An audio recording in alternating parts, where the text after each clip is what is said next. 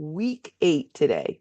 And as I was mentioning earlier, week 8 is a very interesting week. It's GI and GU, and it sounds very dull and boring and humdrum.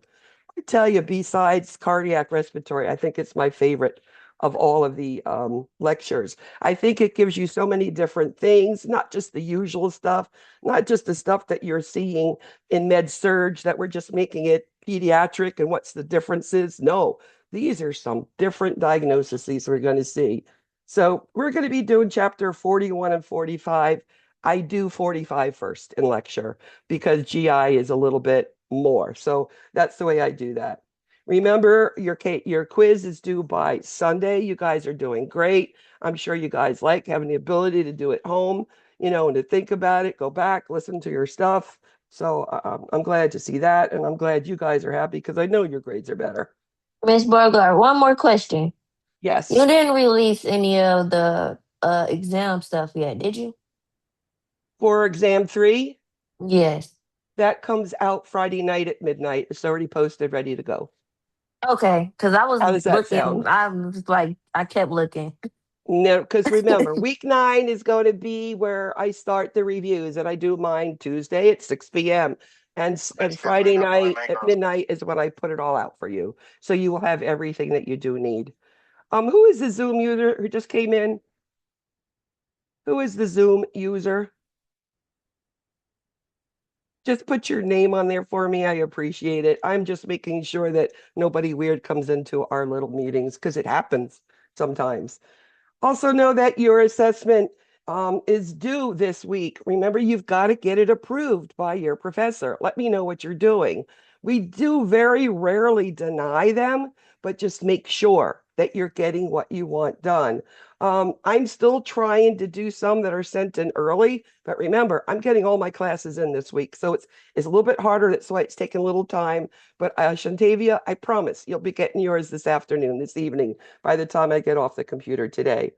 Also, you have that HESI pediatric assessment exam. Use it like you would be taking a HESI. They've got a lot of questions that are similar with them, and I've been told that. And also do your fit Professor, when and is that flex. one due? When is the HESI due? The HESI assignment exam is due Sunday. Okay. Okay. Remember, you always have one more week if you tell the professor, and yes, it's minus 10%. I know it's a big week for everybody. Depending on your lives, that might be a choice for you. Or if something's going on, you tell your professor, they might say, okay, go ahead, turn it in a week late. I will not take that 10% off, but it depends on the excuse, what you're telling me or telling Professor Adair. Okay. But there is some leeway we can work with that because I know it is a built-in, very, very heavy week. Know that next week we are starting. Thank you, Shantavia. We are starting those exam reviews. I do mine on Tuesday to get it done quick so that many of you like to enjoy my exam reviews. Do you realize exam to review showed almost 500 views, which tells me you all are listening to them. So that makes me want to do them better and better and better. That makes me go back and make sure the concepts that you're going to see, not only on your exam, because yes, exams are important, but that HESI is a bear. And most of you go, oh my God, that HESI, I always do. I just don't get it. So if I can help you with concepts, building you up through the reviews and through the Kahoots, by the time you get to that SE, you guys should be hearing me in your head and you guys should be doing okay. Anybody who wants to meet with me for an exam review, it's not a problem. I can meet with one person. I can meet groups from the campuses, 5 people. Whatever you want, I will work with you. You just got to work in my time frames where I don't have anything else going on, okay? So that's my only constraint there. But I'm here to help you to pass. My goal is not a single person to fail. That's my goal. I want everybody to be successful.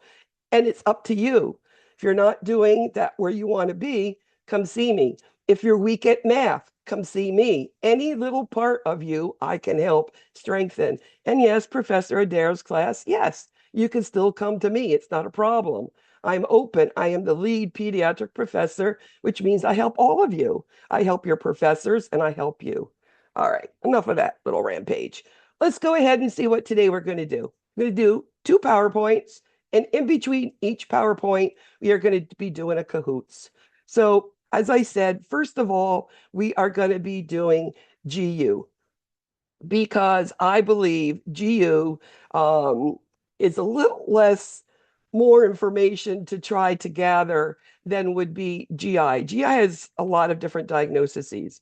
Did you all get the handout matching GI GU sheet for week 8? And if you didn't, Professor Adair's class, I'm going to be posting your recording tonight when I'm done. I'm going to post the PowerPoint, and I will post that matching thing for you with the answers, because it's all those little key things, those little key little differences between all the diagnoses. And it's GI and GU, and it's from the book. It comes from all the diagnoses that they mention in there. It's in this matching thing. I made this a couple of years ago. I upgrade it periodically, and it does help keep your mind organized. Which one is ribbon-shaped stools? Which one's projectile vomiting? Which one is this? Which one is that? And this can help you. You can go back that easily. Professor Bogart, we Yes. did get the matching. Okay. I'm going to give you your answer sheet. I was gonna say, yeah, we don't have the answers though. I don't ever Okay. send the answer sheet until after. Okay. And I want you to try it first. Got And then it. I say, when you're done, okay, here's the recording and here's your answer sheet. Got Yeah, it. I do that. I do that. Thank I'm you. sneaky. Try to help you think a little bit. Doesn't always work, but at least you thought about it and you saw that. So that's good. Can everybody see this now? So let's go to GU. GU is all about urinating and children.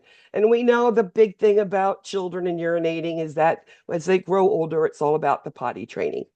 And we know potty training is always a bane in many mothers and fathers' existence because of the many things that go on with it. But the one thing that we can say is urinary tract infections are the most common of all the problems with the urinary system, okay? It has to do with, wiping the wrong ways, bathing in bubbles and dirt getting inside and, not keeping clean and all of those things. We know also that's girls just with that. It's also uncircumcised boys. Think about a male. Their penis is covered by his skin, and inside there's lubrication called schmegma. It is like a petri dish. So it gathers bacteria and grows it. And that's going to go up and go down the urethra into the bladder, causing urinary tract infections. So very common for Is young that, I'm boys. sorry. Oh, okay. I Good. see it. I see it. I see that. I see what I, Uncircumcised boys less than 3 months, because it's hard even to pull them down that early. It takes longer unless it's so tight, then you get it circumcised earlier. But many children today aren't circumcised because insurances aren't paying it anymore unless you show a need for it. So that's the big thing with circumcision. But it does, if we're having a lot of urinary tract infections, circumcision would be the cure. Remember, kids, they don't like taking medicines. Many of them spit and, go nuts and kick legs and, just trying to get enough antibiotics in to stop that burning, the urgency, and the pain is usually a lot for parents. But if you don't finish all the antibiotics, that infection is just going to come back. So it's something we need to emphasize. We know kids who are incontinent that have always been potty trained. All of a sudden, they've wet their pants. Oops, something's going on. Or if you smell something, that's going to be that infection going on. Or if you see them running, sometimes they're holding themselves and rubbing down there. These things are telling you that a kid's probably with infection. These are things we need to teach our parents. These are the signs and symptoms so that they can be ahead of them first. So again, what can we do to prevent them? Simple hygiene. Washing hands is always number one. I mean, how do we prevent any infections, neutropenia in hospitals and children? The first thing, priority, washing hands. So it's the same thing, teaching children and the parents washing their hands. Also, wiping front to back. Girls have a hard time with that when they're little, so just teaching them. Also, actually, I've seen quite a few adolescents come in with urinary tract infections into the last facility I worked, which is an emergency room. It was a trauma center emergency room, but I like to work in the step down unit, the rapid area more. I got to see more kids, have more fun. They were less sick, so I could have more fun. And we'd get a lot of these adolescents, simple urinary tract infection, need a urine specimen, maybe x-ray if it was that far, but they needed antibiotics. So when the parents would walk out of the room, because they're adolescents now, they just have to sign them in if they're under 18. And I would say, so why are you having urinary tract infections? Are you sexually active? I mean, this is after I build up my rapport, of course. And many of them will talk to me. I'm not a very easy person to talk to, and people will share things that they don't share to anybody with. And many of them would. So I would say, there is one thing that I've heard. If you're going to continue to have sex, I can't stop you. You're your own body. Number one, be safe. Okay. Make sure that you're wearing condoms. I mean, HIV and of course, babies, etc. It's a good teaching moment. Also, teaching them to urinate immediately after they have sex can help decrease the incidences of urinary tract infections. So something that I've done in my own practice. So how do we diagnose a urinary tract infection? Well, we've already learned in week 4 that infants getting urinary specimens, especially when we're looking for fever or infection, it must be done by a straight calf. Why do we do a straight calf on a brand new baby in the first year of life instead of just put a bag on them? To Well, get the a bags, clean cat. we get a clean catch. We can't do a clean catch because you can't get all that, the bacteria and all the sediment around the labia and whatnot on a girl, like especially even boys. If you can't pull down the foreskin, you can't get it clean. So, and you don't want contaminants. They have no immune system or a very small immune system. We want to fight that infection the first time. We don't want to have to wait for 4 times out after 4 bag specimens getting all the wrong samples. So we do a straight calf, get a specimen, 1 antibiotic, finish it all, and that should be cure that urinary tract infection. Now, other kids, we do things differently. Yes, they all have a urine culture and sensitivity, but we get them in different ways. We can go in through the abdomen above the suprapubis bone in preemie babies, 1 and 2 pound babies at a catheter. There's nothing small enough for them to fit. So we take a needle, put it above the symphysis pubis, put it down, pull out a little bit of urine. Of course, it's a sterile needle, sterile gloves, clean the area. Yes, it's sterile like that. We can also go into the kidneys and get some of that stuff.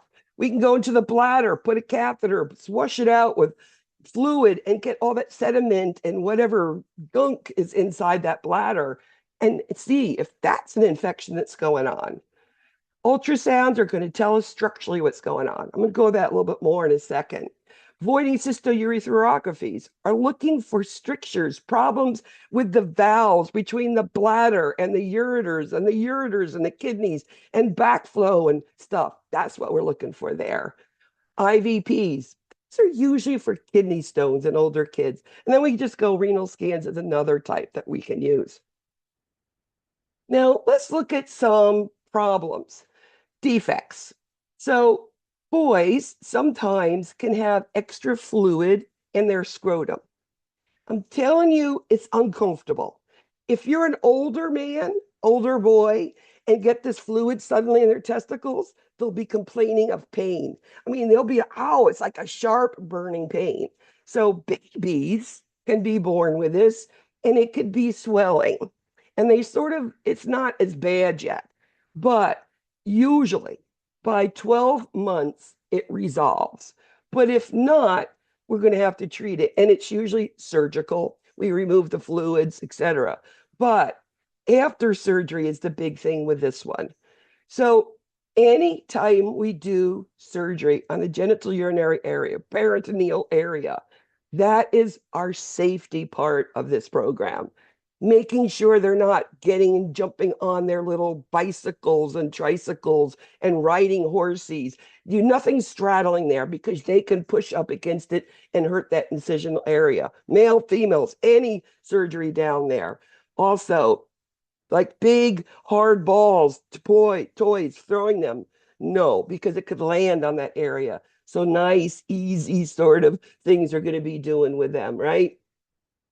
We know it's going to be a little uncomfortable afterwards, but usually about 3 days, 4 days out, they'll let them in the bath. But the biggest thing is initially protecting them, safety. Another thing that can happen is called cryptorchidism. It's when the testicles do not come down into the scrotal sac. It could be one, it could be both, they could be all the way up, it could be almost out, it could be anywhere in between.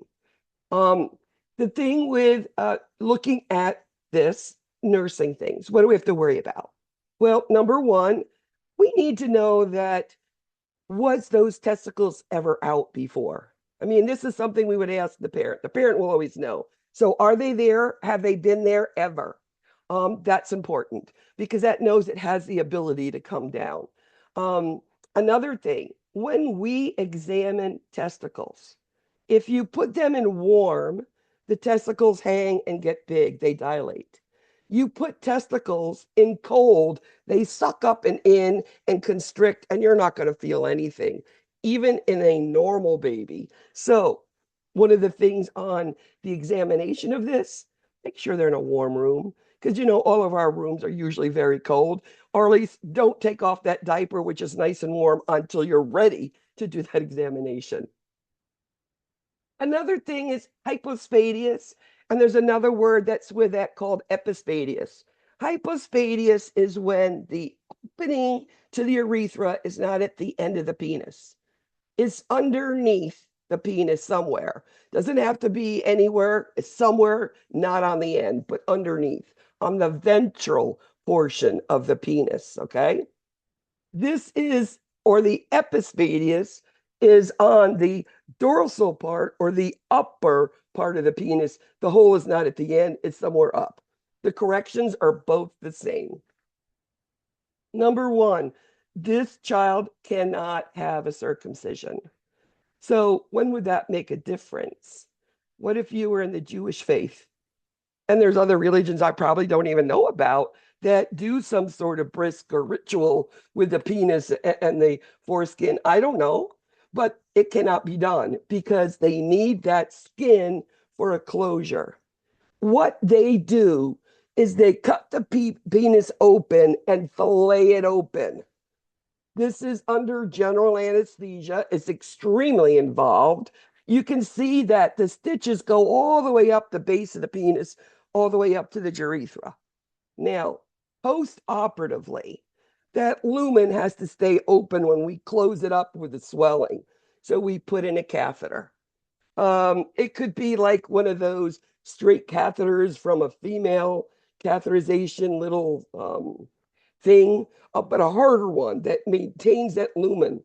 The only thing we do with that catheter is keep it inside a diaper because the end will drip out fluid. And then about 7 to 10 days, you'll see the urologist, the neurosurgeon, it will take it out. Now, we always follow this up with postoperative care, etc. As I said, epispadias is the other one, which is the top, which is a picture of it. And there is another thing called a bladder exstrophy. The bladder is when the bladder is outside, and we're going to go into that one too. So we have problems with structural of the penis, of the testicles, and we're going to have problems with the bladder too. We're going to go more. Here it is. Bladder exstrophy. Bladder is born on the outside of the body. The bladder is still connected to ureters, is still connected to the urethra, and you still urinate the normal way. Everything works fine, but the bladder's on the outside of the body. What's your biggest concern? Number one is infection. So we need to make sure we cover that area with a sterile, wet, normal saline dressing. Preserve the infection. Also, underneath the skin, between the bladder and the abdominal wall, we must preserve the skin integrity. We've got to push that thing back in and surgically close it. And we want that skin to be nice, okay? Usually once it's done, they urinate fine, and there's usually no big thing. So post-operative, what are we going to do? Of course, it's the same thing. Care management, be careful of everything. Whether it's the bladder exstrophy or if it's the epistatus or hypostatus, all those things post-operatively, it's all about safety, right? Then you're going to monitor urinary output, monitor for pain control. We are going to look for signs of infections. What is the cleaning routine of that? Follow doctor's orders. It might just be soap and water, okay? And then if we need to, sometimes post-operatively, these kids don't urinate as good. Sometimes they need intermittent catheters. I've not seen that. I've seen 2 of these where they've done the hypospadias, had them done, and they were fine. Once the catheter was pulled out, the kid had no problem, was urinating fine. So again, every kid is different. And that's why I like pediatrics. No kids ever are the same. You get an adult in having a gallbladder taken out and another one having it taken out, and you'll have the same post-operative care.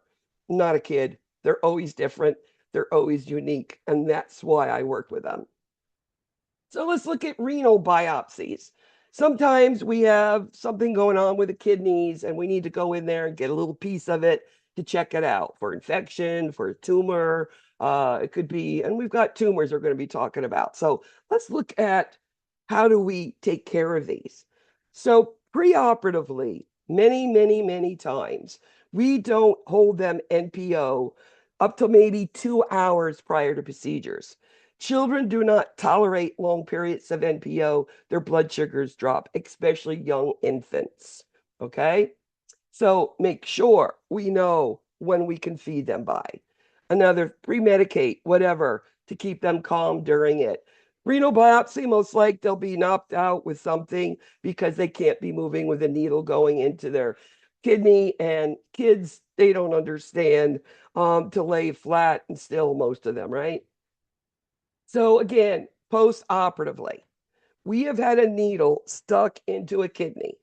If it was an infant, there might be an incision because that kidney's so small, we got to find it to get that needle put in there. And we do it under ultrasound to look for it, but still it's really hard to find. So post-op is that incision, just like cardiac cath.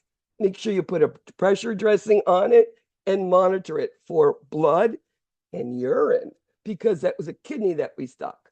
Also, monitor the abdominal cavity, the peritoneum. Is it getting red? Is it getting tender? Is it painful? That's telling you something's dripping from that biopsy, okay?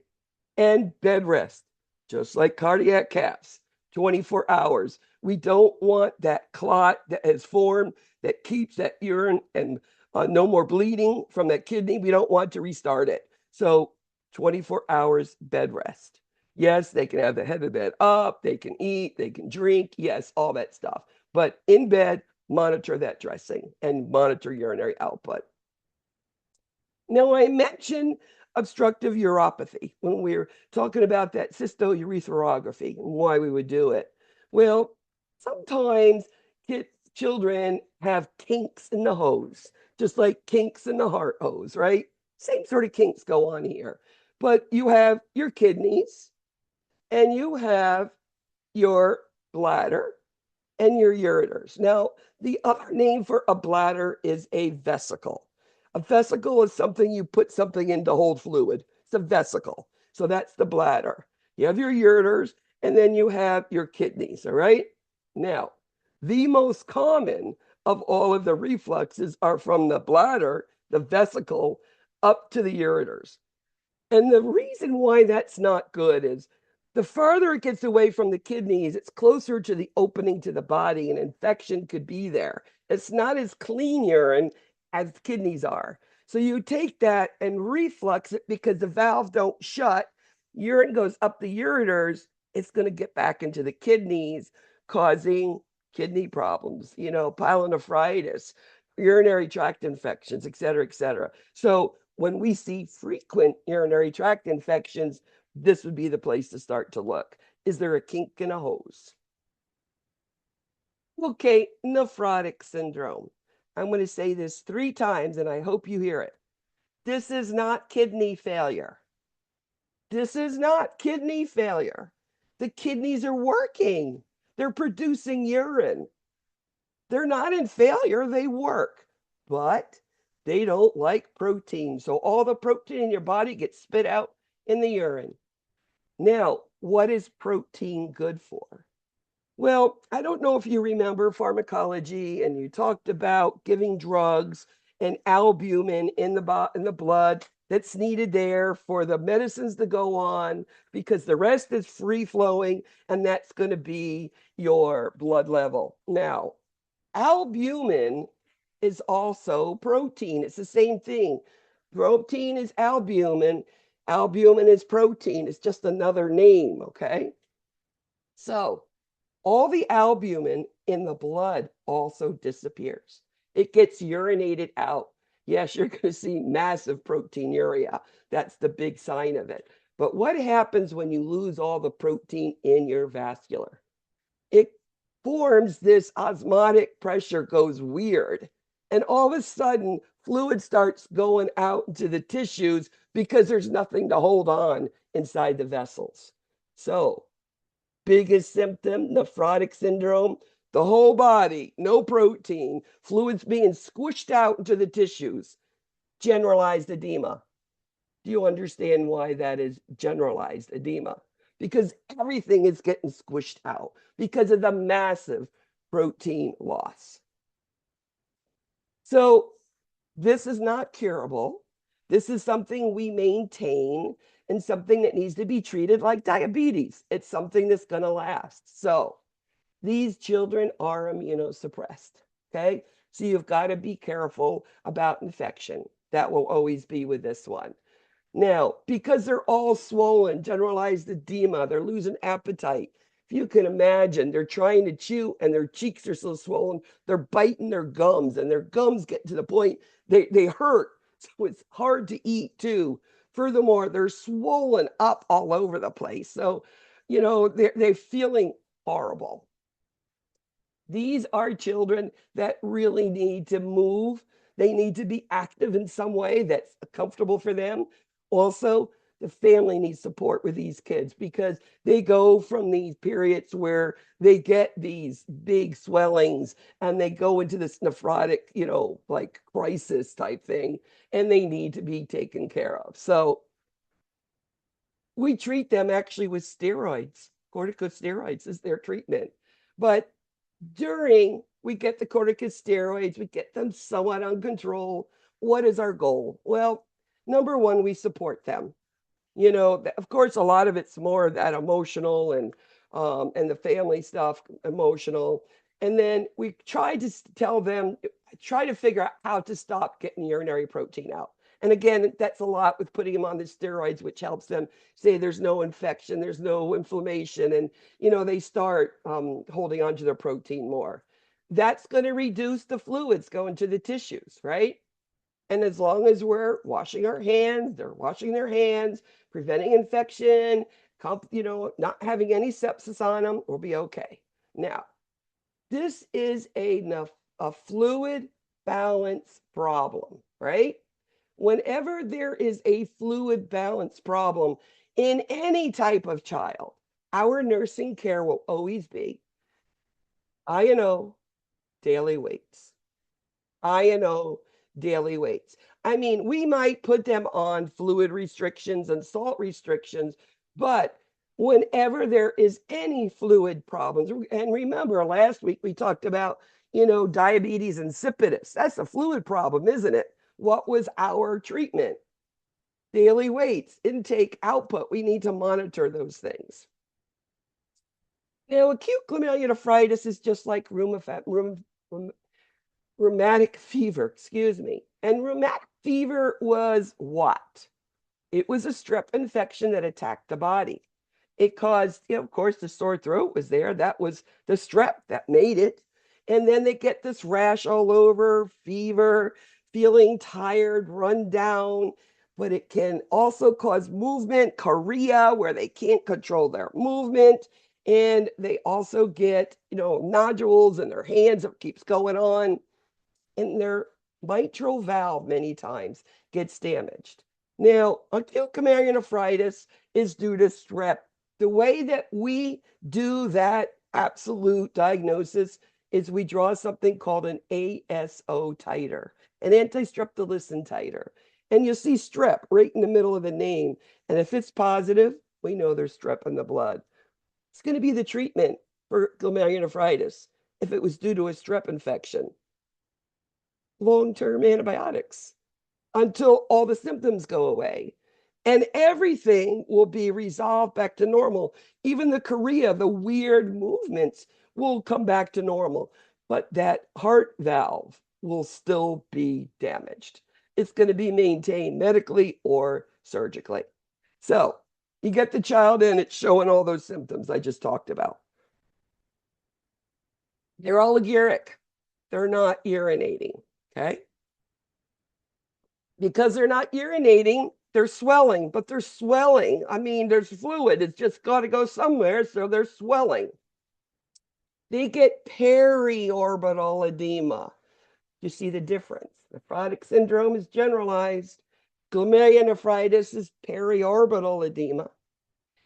And remember, when you talk kidneys and you talk about fluid balance, gaining fluid, what is the nursing you're going to monitor? Is blood pressures.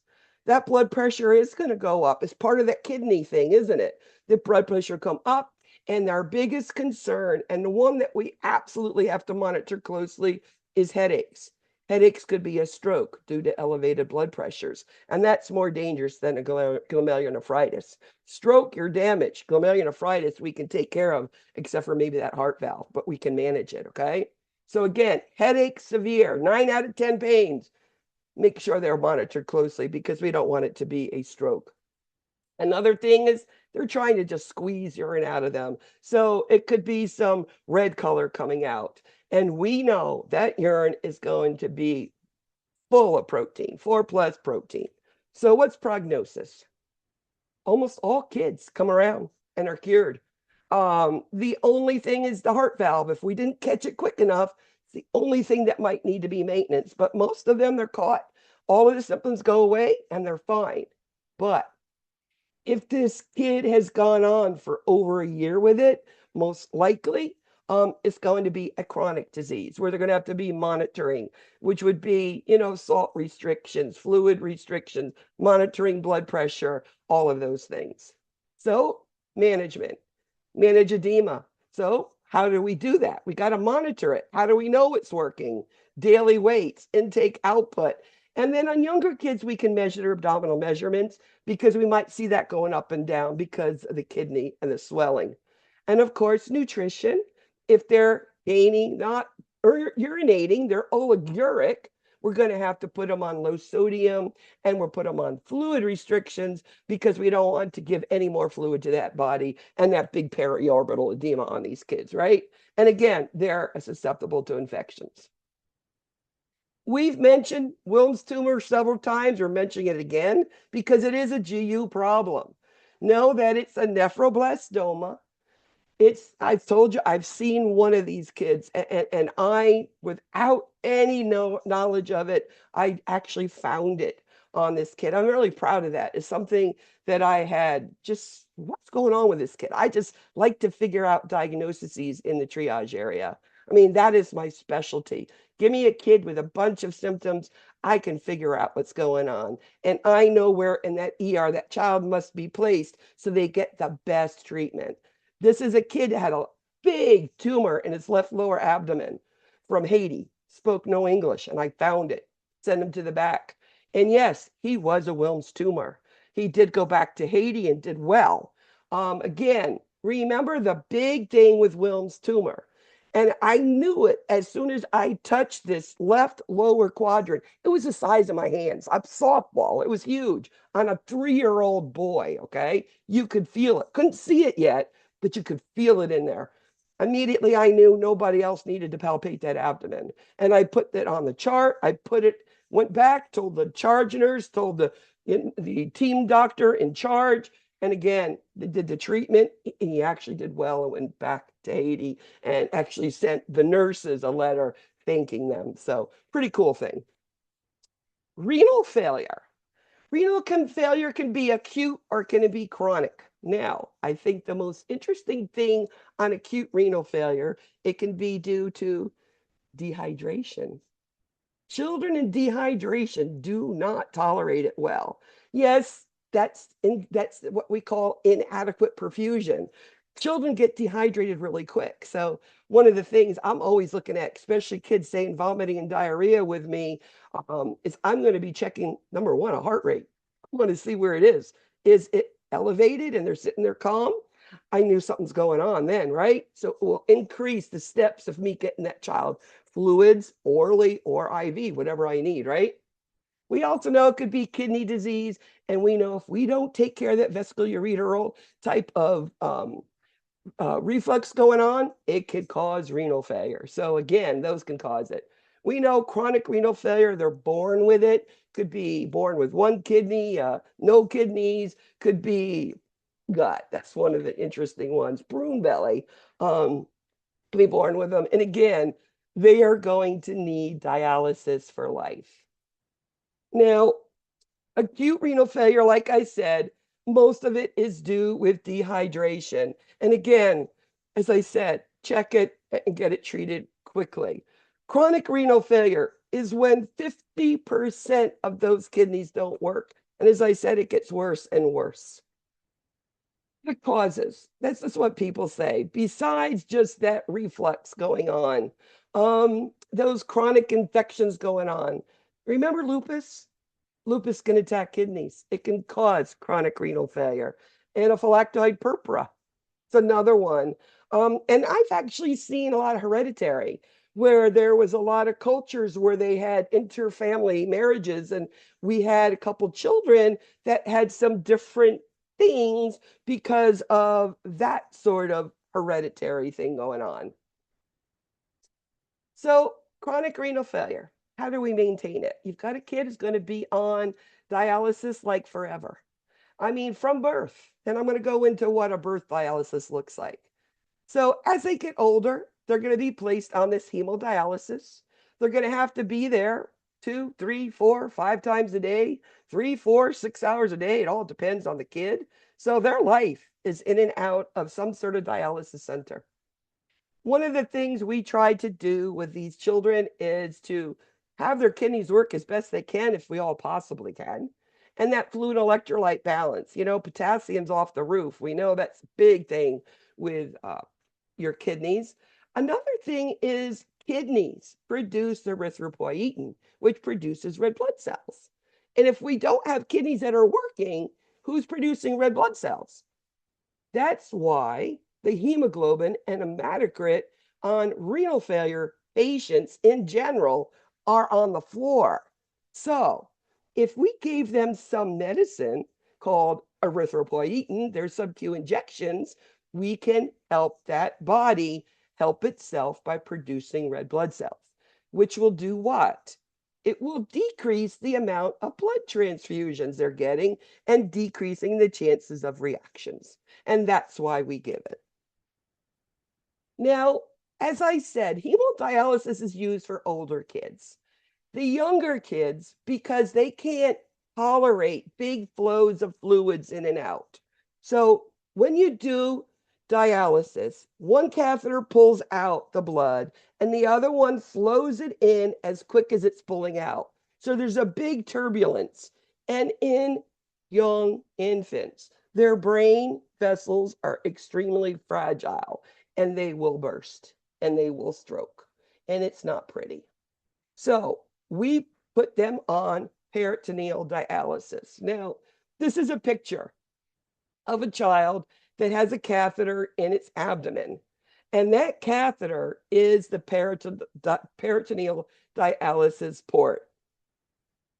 So what we do is surgically, they insert this catheter And every time we touch and take that end off, you are in sterile garb from hat to gloves to mask to gown to booties to touch it. That's how serious keeping this clean and sterile is. What we do is we prep this solution, and it's on this four-way thing. In fact, I went to this hospital, and the first week on duty, I had a child with peritoneal dialysis, and I wanted to do it. And they're like, no, you need a class. Well, the next day they had a class. So I stayed after 12 hours of work and went to this class for 4 hours because I wanted to learn how to do it.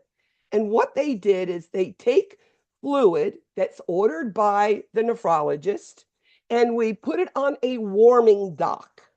And then there's tubing that comes out and connects sterilely to the end of that thing there, okay, that catheter. Usually this is done at night because kids will sleep at night. And they do 10 cycles. Now, this is what a cycle is. They take about 100, depending on what the doctor wants, 100, 200 mLs of warmed, whatever that fluid is, and instill it into that abdomen, into the peritoneal cavity. And we let it sit there 20 minutes, 30 minutes. And then we open it up and let it drain, and it goes into a Foley catheter. That is one cycle. We do 8 to 10 cycles a day. Let's say we gave 10 cycles of 100 mLs of fluids being put into that abdomen. At the end of the shift, you measure the urine that's in that Foley catheter. So there should be 1,000 mLs. That's 100, 10 times is 1,000 mLs. Well, if there's 1,350 mLs, that child had 350 mLs of urine output. That's the way you look at that. And what's a great thing, they do this at home. I've actually had parents do this at home and do probably a better job than, well, not quite, but close to what I do is a job with doing the dressings and the way she did her, sterile procedures and everything. She was just amazing. In fact, we had her teaching other parents. She was so good. But this is something, the big thing is infections. You see fluid coming out of there that's not draining the right color, or it's changed colors, you are at a big high alert for infection. Immediately call the doctor. What's the doctor going to do? He's going to order antibiotics. But you can't give antibiotics till the doctor orders it. But you know that's going to happen. So what best describes acute glomerulonephritis? Anybody? B.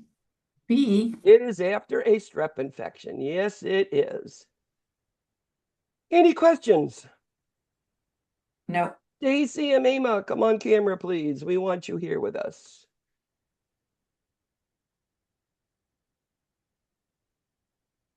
Stacy, Emma, anybody have their, I see somebody trying to come on. Come on, Stacy, you can do it. Emma? Does anybody have their phones to text them to tell them to please come on? Yeah, I'll text Mama. I appreciate that. Stacy, what you did is you took your camera on top of your computer and you wiped it. There's a little switch underneath your camera light on your computer. Go from the left and go to the right with your finger or a tissue. That's happened to me.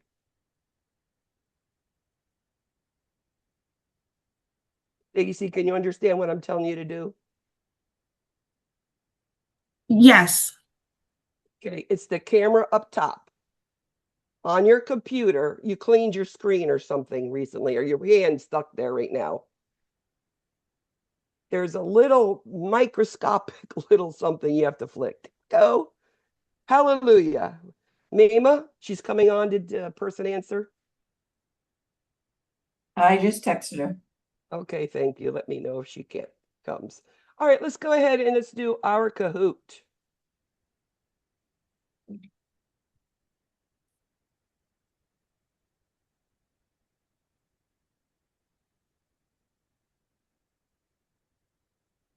Can everybody see that?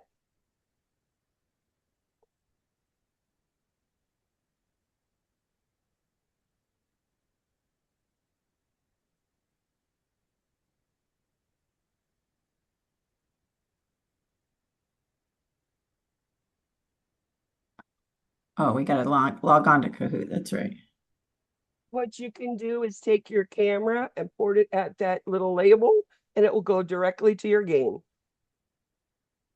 You need your phone to play the game. You stay on your computer to answer the question. You go to the phone to see the question, the answers, which one you're going to pick, what color.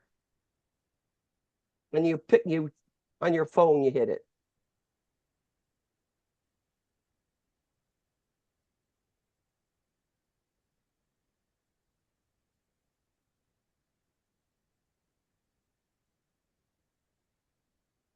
All right. Let's get going. Who wants to win this one?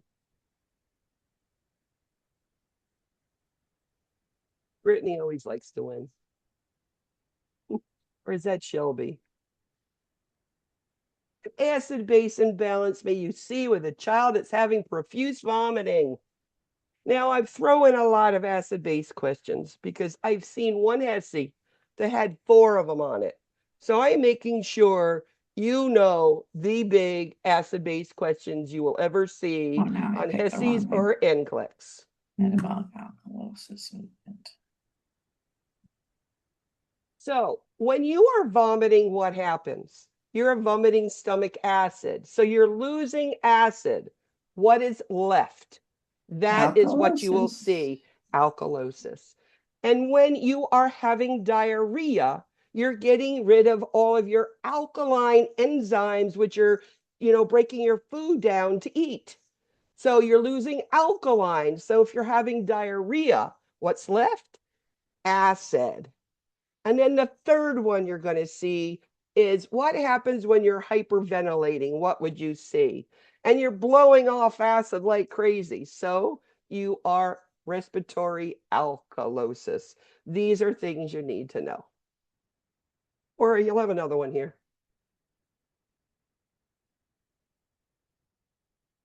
Passage of urine usually at night in children who should have voluntary bladder control.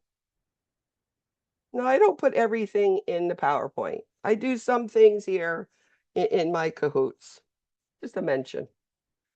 Well, kids usually are potty trained and usually don't have a problem. But if all of a sudden they start having a problem, guess what? Kids, when they're stressed, will urinate. It's part of the way they stress relief. It's telling you that they're feeling bad. And it is called enuresis. Epispadias is when the urethra is on the top of the penis. Hypospadias is when the bottom of the penis. Phimosis, what is that? We talked about that with males. We talked a lot about that with the increase of urinary tract infections.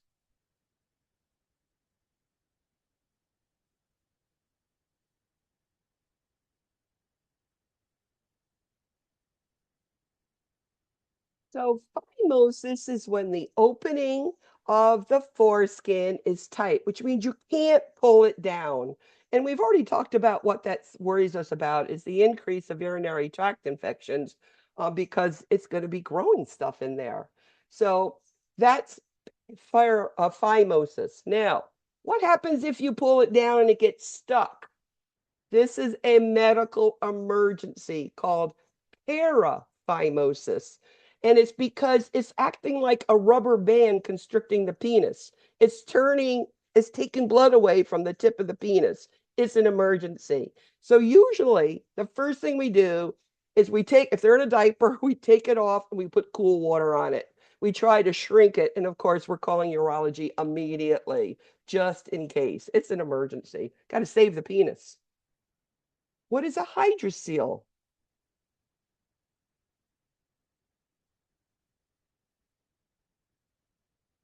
As I said, in older people, they're going to tell you they're severe pain.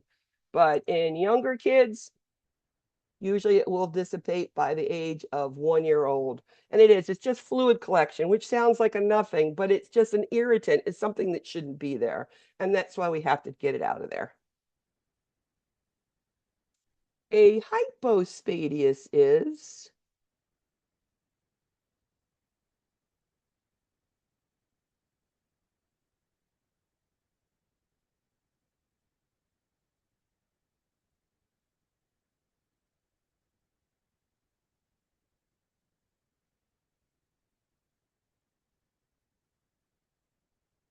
So it is the ventral side. Now, let me tell you how I remember the difference of hypospadias and epispadias.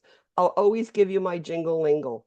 When you have a hypospadias, po is low, hypo is low. You need to have a vent to get out, to go in, to get the urine out.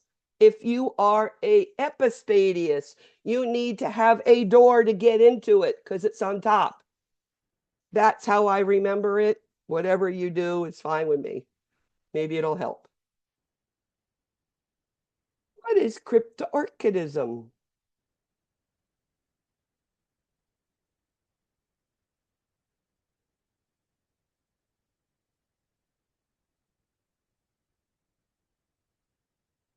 I love my picture here.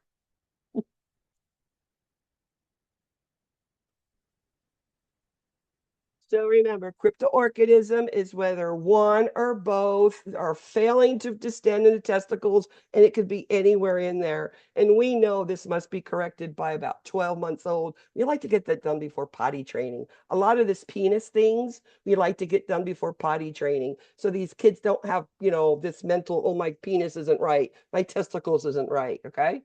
Usually by potty training. When you suspect an infant with cryptorchidism, how would you examine this infant?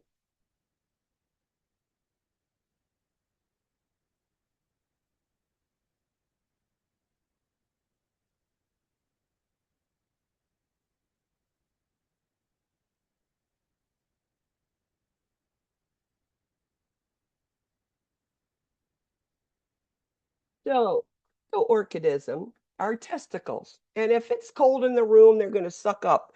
Ask any man. When it's cold, they'll hang just fine. When it's cold outside, they are keeping themselves warm and they will pull themselves up. Same things happens for babies. Same concept. How is hypospadias corrected? Hypospadias, epispadias. It's the same correction. It's just the hole is in a different place.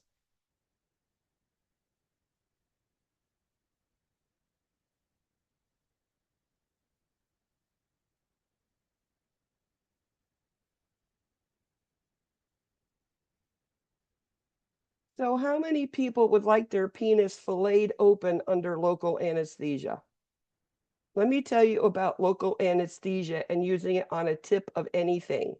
It decreases blood supply and it will make it die. You don't put it on the end of fingers, the end of noses, end of ears, any tip. You never put lidocaine, just to let you know for future reference. So knock me out, general anesthesia, fillet my penis open, do what you want, not under local. Yes, foreskin, you need it. They can't be circumcised. That's a big thing. And they do need that stint to keep that lumen open. And as I said, the neurosurgeon is going to remove that probably 7 to 10 days, up to 2 weeks after. Just keep it in the diaper. You get urine everywhere. What is bladder exstrophy?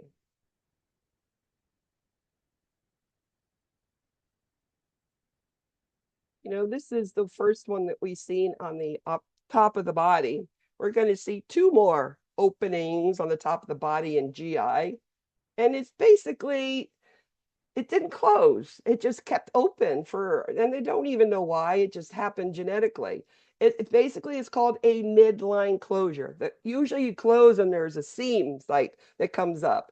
You're going to see parts of the abdomen out, gastroschisis, some phalocele, and a bladder exstrophy. These are all pieces that can be on the outside.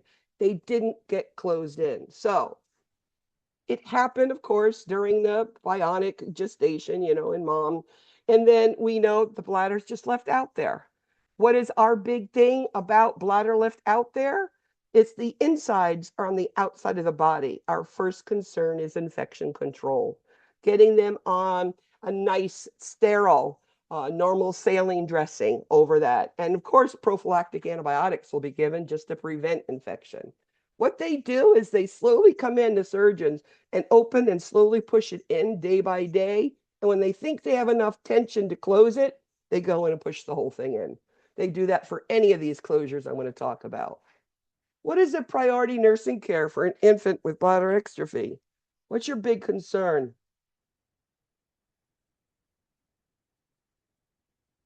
I mean, it could be any of those, but which one's the big one?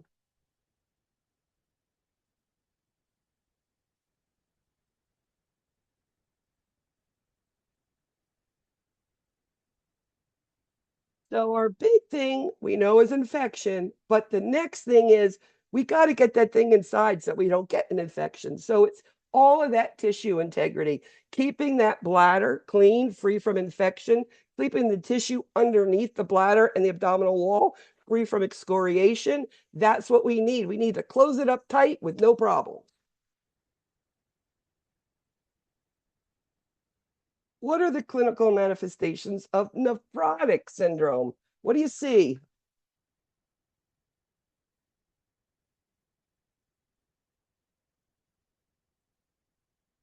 Remember, nephrotic syndrome is not renal failure. Your kidneys are producing urine.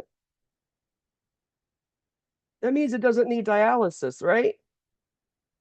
So, nephrotic syndrome, generalized edema because swelling, the tissue everywhere, the vascular is squirting fluid everywhere. It can't hold it inside the vasculature. So it's all interstitial. So generalized edema.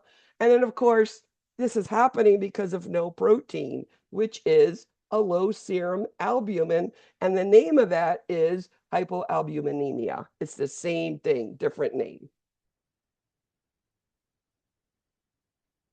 Are the nursing monitoring in nephrotic syndrome? What are you monitoring? Nursing care, nursing management. What's your concern? Nephrotic syndrome. It's all about fluid balance.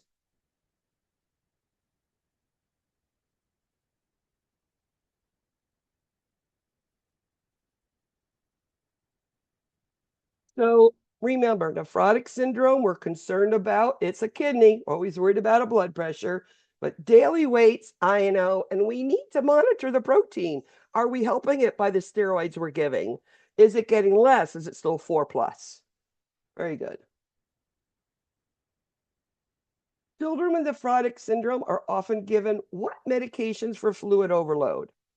How are you going to get the fluid from the interstitial tissues and pull it inside the intravascular and get rid of it? This is a huge concept. Many nurses don't understand that who do this at the bedside. So you've got a kid who's all swollen, right?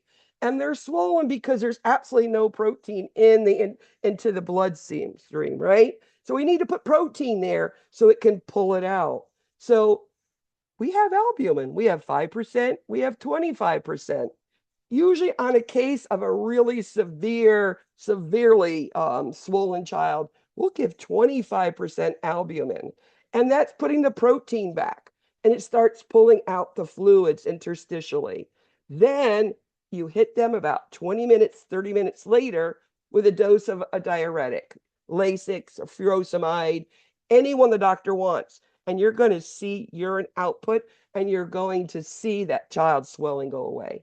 You're going to know that because the output's going to increase and the weight that you take on the next weight is going to decrease because of that. That's a huge concept. We use it a lot. Nothing's working. They're on max everything. We give albumin and they urinate. It's great. What is used to treat nephrotic syndrome in children? Kids' bads, generalized edema everywhere. 4+ proteinuria.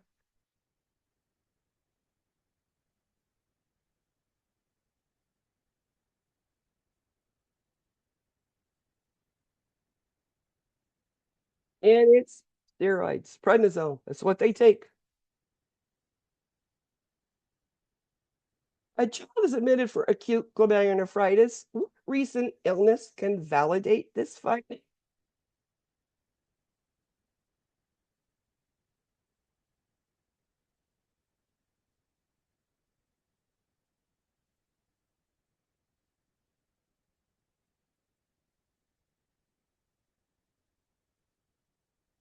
So we know rheumatic fever and glomerulonephritis both are caused by a strep infection that was treated and not completely or not treated at all. Many times you have a sore throat and you don't go into the doctor, and that's the way that these things could happen.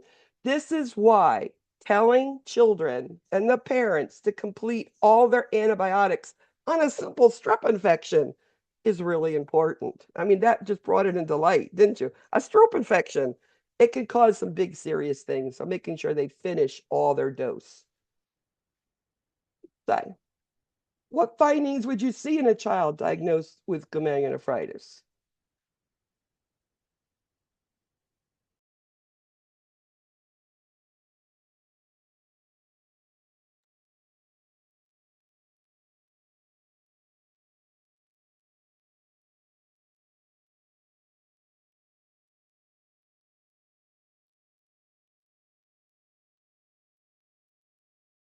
So when you see glomerulonephritis, that means your kidneys are shutting down. That means they're oliguric. So you're going to have periorbital edema. Why is just periorbital? I'm not sure, but that's what this is. And of course, there's not a lot of urine coming out, so it looks like a little bit of red brown. It's like squeezing out the bottom of the barrel, as I call it. And then, of course, our biggest concern, kidneys, headache, watching out for stroke. That headache would be a big concern on this one. Call the doctor immediately. Let him know. What is a priority nursing care of a child with nephrotic syndrome? Nursing care.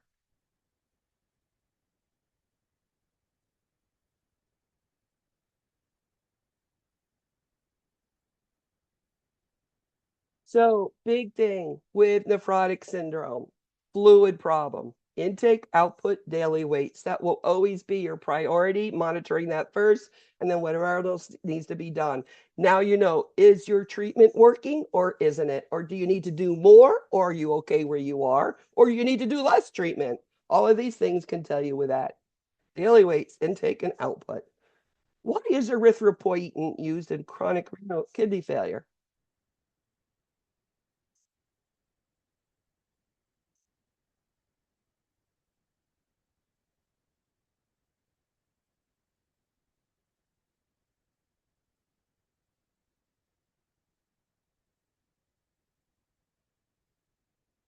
So kidneys, when they're failing, don't do all their job. And part of their job is to make some red blood cells, and they don't. So we give erythropoietin, sub-Q injections, and it increases the red blood cell production, which decreases the amount of blood transfusions these children need. Because think about, you're in chronic renal failure, your kidneys aren't working, and you've got to give extra fluid and blood. I mean, it's things that we don't want to do. We don't want to overstress the body. So not giving that blood transfusion will, even one can help. All right. Children with chronic kidney disease can have renal osteodystrophy. What can do this to the child? What is osteodystrophy? And what does chronic renal failure have to do with that? Kidney disease.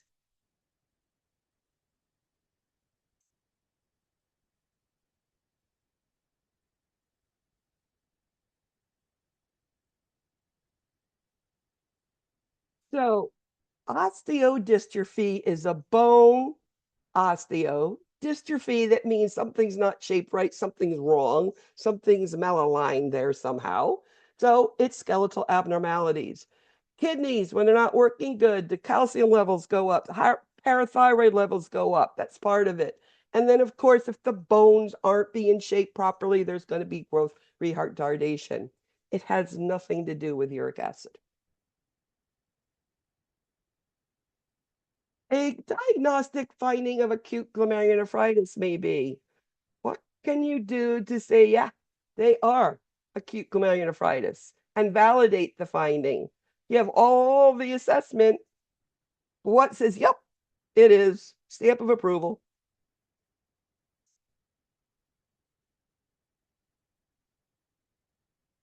And it's this positive anti-streptolysin titer. Look at the word. What is in there? Strep. Anti-strep. That means strep is in the body. That means, yes, you have validated your finding. And yes, what is the treatment for a strep infection that caused rheumatic fever or acute glomerulonephritis? Long-term antibiotics. You're treating the strep. Everything will go away, okay? In acute glomerulonephritis. Rheumatic fever, you're just left with a heart problem if that has already been damaged. If not, everything has gone away. So it's that simple blood test, ASO titer. Which complication of peritoneal dialysis is most important to monitor for?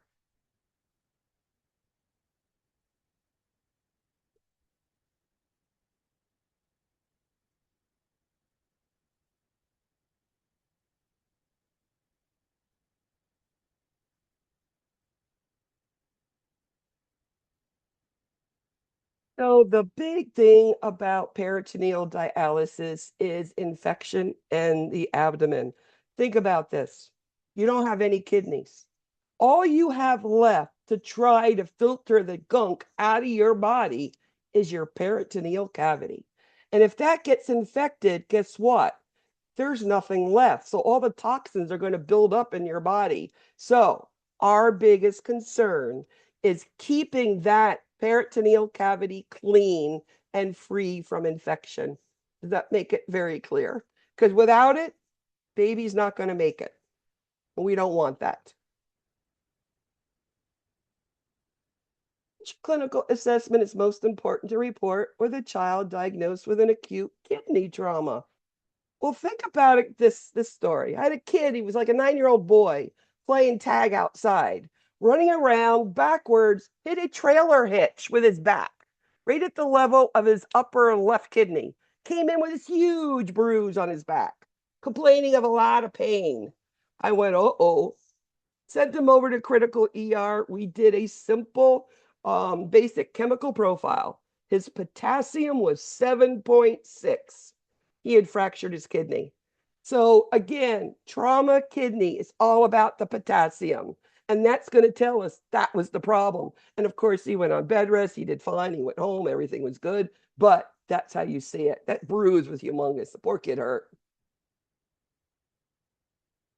What would you do if the fluid draining from the peritoneal dialysis has changed color and it's now cloudy?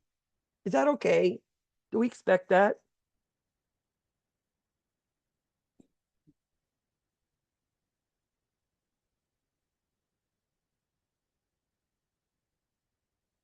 If we see any change in that fluid, we are going to call that doctor immediately. If we see any redness in that abdomen, any suspicion of anything, remember, you only have one chance to save this baby until they're about 2 years old before hemodialysis. We have to get that infection, or even if not, make sure whatever to get their problem, take it care of. We need to protect that baby and that peritoneal cavity. Call the doctor. He's going to order antibiotics no matter what.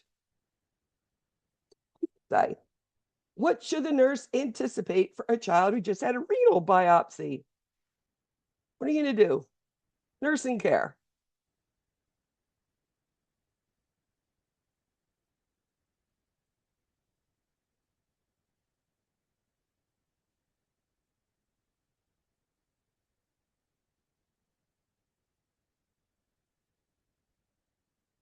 So, renal biopsy, they come back. Number one, you've touched a kidney with a needle. So you're going to monitor urine output. You're going to monitor that dressing. And because that dressing and that clot is so important, we don't want it to move, bed rest 24 hours a day. They cannot, just like cardiac cath, you're going to monitor that pressure dressing and you're going to keep them on bed rest. You can elevate the head of the bed, they can eat, they can drink, but they can't get up and walk around. No. Would the nurse provide to an infant that can't eat normally? So you have a baby who's born with a condition and they can't eat. What would you do for them? What do infants need?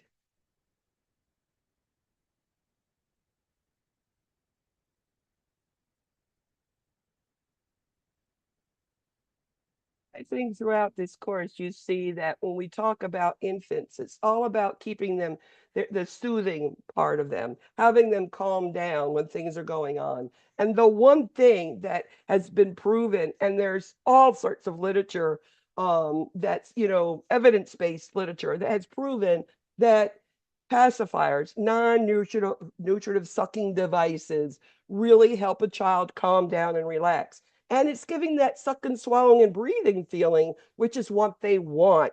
And it gets them prepared for when they can suck, swallow, and really eat food. All right, let's see how we did here. Number 3. Oh, SK. Good job, SK. Number 2, we got a smile. I'll smile back. Number 1, Cat. Good job, Cat. Number 4, Lauren and a T. Good job, guys. All right, so next we're just going to go into the GI. Any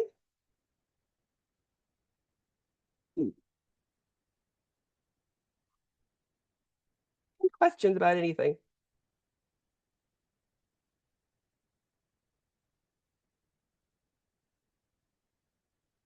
What's the pin? What's the pin? And for what? The Kahoot? We're going to the PowerPoint now. Oh, the PowerPoint. Oh, sorry. I We're thought going to you go meant to the Kahoot. GI now. We'll do one Kahoot with one PowerPoint, one Kahoot sort of breaks it up.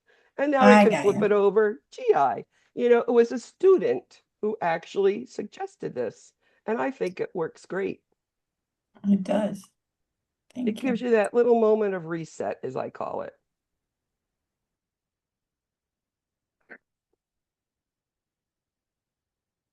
So GI, mouth to anus and everything that connects to it, simply, which means everything else, right?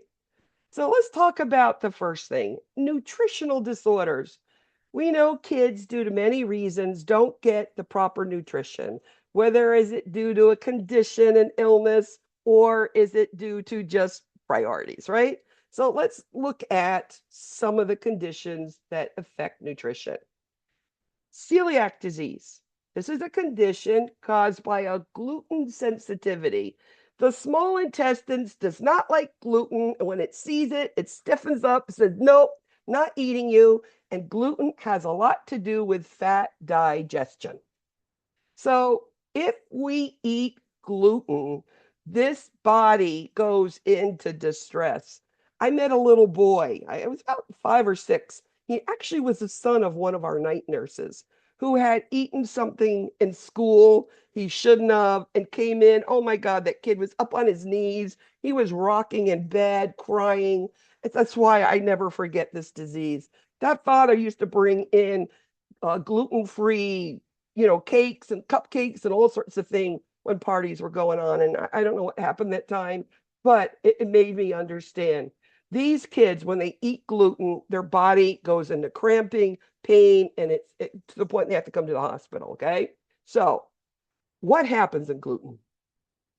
Fat in the body does not get absorbed. So when you eat fat, even if it's gluten-free, this body says, not doing it. I've got nothing to dissolve you out of here. And it goes out in the stool. And it is probably some of the stinkiest stool. And it's pale, it's bulky, it's just full of nastiness. It's really a horrible stool to smell on it, okay? It's because of the lack of the digestion of the food that's been eating in there. So how do we treat gluten? Just simply by diet.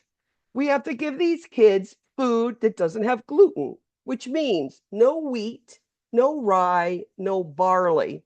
They're even say to keep away from oats because there's some contaminants in it. So wheat, rye, barley's no eat, which means no macaroni cheese, no chicken nuggets, no grilled cheeses, no garlic toast, no French toast, no French fries. No French fries they can have, but anything that's coated with any sort of bread they can't have. Rice and rice sort of breading are being used really, really well now. And I know the stores now have all sorts of gluten-free breads out there, but I'm talking years ago, that was not there. It's getting better and better understanding of certain conditions. This child can have a nice egg omelet with ham in it, cheese, bacon, can have an ice cream, a glass of milk, some fruit, and vegetables, and it's no problem. But no chicken nuggets, no macaroni and cheese, nothing with bread on them. That's the thing. So I'm sorry. Okay. It's I know celiac is gluten sensitivity, but you're saying that um it's from their body. I'm confused. I don't know why I'm confused. Okay. It's just when they eat gluten. What is make, do we know why they're gluten sensitive Okay, or their body generally does not absorb fat, and they are a gluten sensitive person. So when they okay. eat fat, gluten, they get full of pain. The problem with this disease is not that they eat the gluten that causes that pain, because they have to keep away from it, but normally these kids will have an intolerance to fat and fat foods. So I that guess if I they didn't realize that. Okay, I didn't realize they had an intolerance to fat either. So I think that's what's throwing me off. I thought Right. it was That's all why about they the. they have all their general malnutrition goes down because they're not having any fat calories. This is a child on high protein, high carbohydrates, low fat diet, and they need fat soluble vitamin supplements because they're not getting fat at all. And this Okay. gluten just makes it worse. It Okay. just puts them over the edge. Okay, got So food allergies. Why do you think children are given at 6 months one food at a time every 4 to 7 days as we introduce? Because we're looking for food allergies. Now, food allergies could be as simple as a rash, like that little picture there, and it maybe just a little bit, not even that much. It could be vomiting, spit up, abdominal pain, diarrhea, could be anything. And that we don't want children to have food that cause them some intolerance. So, for instance, we've heard a lot about children that have milk intolerances, right? Lactose intolerance. Now, the problem with that is, yes, we can give them other milks and stuff to eat, but are they getting vitamin D? Are they getting enough calcium? Making sure that somehow we give that in another way, whether a vitamin D vitamin, whether calcium in other foods or a supplement. These are things that we need to think about when you're talking about food allergies. So GI dysfunction and spit up causes a lot of stuff. If you're not getting your nutrition, you're not going to grow. That's that spit up going on, all right? You can lose a lot of calories that way. We know GI could be nausea, vomiting, diarrhea, constipation, and any of those symptoms, abdominal pain, bleeding. Jaundice is considered part of GI. The liver is connected to the common bile duct, connected to the small intestines, right? And we know jaundice is caused by none of the liver bile getting into that system. So that could be part of it. If we have a problem with dysphagia or the inability or difficulty in sucking, swallowing, dysphagia is actually quite a common thing. I've seen that in a couple different things. DeGeorge syndrome, Pierre-Robin syndrome. Um, I could go on and on. There's so many of them that I can think of where they have to have speech therapy to teach them how to chew and swallow correctly. And that can decrease the amount of food because they're taking all the energy just to learn how to eat and swallow. And of course, fever burns up fluids. That's always going to be a GI problem. When you have a fever, remember dehydration in kids, always remember increased fluids. So dehydration. This happens when the amount out is more than the amount in. Through whatever out it is, it's not, the in is not coming in good enough. It could be due to a condition, or it could be due to burns or other stuff going on. So what do you see with dehydration? I love these two pictures. They tell a big story. The one on top, do you see that sunken fontanelle? But do you also see the color of their ears and their nose? It's pale, almost yellow. That is dehydration. That kid scares me just looking at him. Okay. The one on the bottom, yes, Fontanelle's dehydrated, but I see pink toes down there. I'm not as concerned about her. So, what do we see symptoms? In an adult, older kids, elevated heart rate, decreased blood pressure, prolonged capillary refill, decreased urinary output. Younger kids show skin tenting. You can take their skin and pull it up and they sit there. I mean, it's really that severe. And children crying, no tears, and their eyes sunk into their heads. When you see a kid, an infant, dehydrated, the eyes will be in, and I'm telling you, it's quite significant. So, how do we treat a kid that looks like that one that you want to get treatment right away? Well, that could absolutely is to the point where it needs an IV with a fontanelle that looks like that. How do we determine how bad the dehydration is? And it's through a basic metabolic profile. We're going to be drawing that first as we put the IV in to give them fluids. Once we say, all right, we've listened to the heart rate. This heart rate is 220. Blood pressure is 60/30. I mean, we're in trouble. We need to get fluids on this kid. So we start a bolus. Never, ever have dextrose in that bolus. Never, ever, ever have potassium in an IV until they void or until you know their potassium level. Okay. And if they're dehydrated due to vomiting, yes, we'll be given an antiemetic as soon as we get that bolus going up to try to help the stomach settle so that we can get something oral in later on. Now, there will always be a question. So you saw the assessment, what was the problem? And then you made an intervention and you treated them. Now, did it work? Well, in these sort of kids, you can see the heart rate coming down, blood pressure going up, fontanelles feeling up better. But as simple as a daily weight, this is a fluid problem again, right? So let's look at the fluid. Are they gaining weight again? If they are getting their weight back from the fluid they lost, they're gaining weight, we know that our treatment has worked. Usually it's, let's look at what they weighed when they came into the hospital. Now it's 2 days later. Let's see what they weigh now. And usually you'll see it more. Intake and output, there's all things we can measure. This is just to show you, the different types. For me, when I look at an infant, my fluid balance is always the fontanelle. I can always tell by looking at that first. And of course, the color of the lips, color of the nose, color of the ears, it's all part of it. So we can have diarrhea for many different reasons in kids, okay? Now, diarrhea, most of the time, we just treat with fluids orally, oral electrolyte therapy. Whenever we start fluids orally on a child with vomiting or diarrhea, you will always give them fluids that have electrolytes in them. Pedialyte, Gatorade, Powerade, one of those, doesn't matter. As long as they're getting the electrolytes in there that they do need, okay? Now, we also need to, after we get that going, of course, we'll put them on some sort of maintenance fluid just to give them a little bit.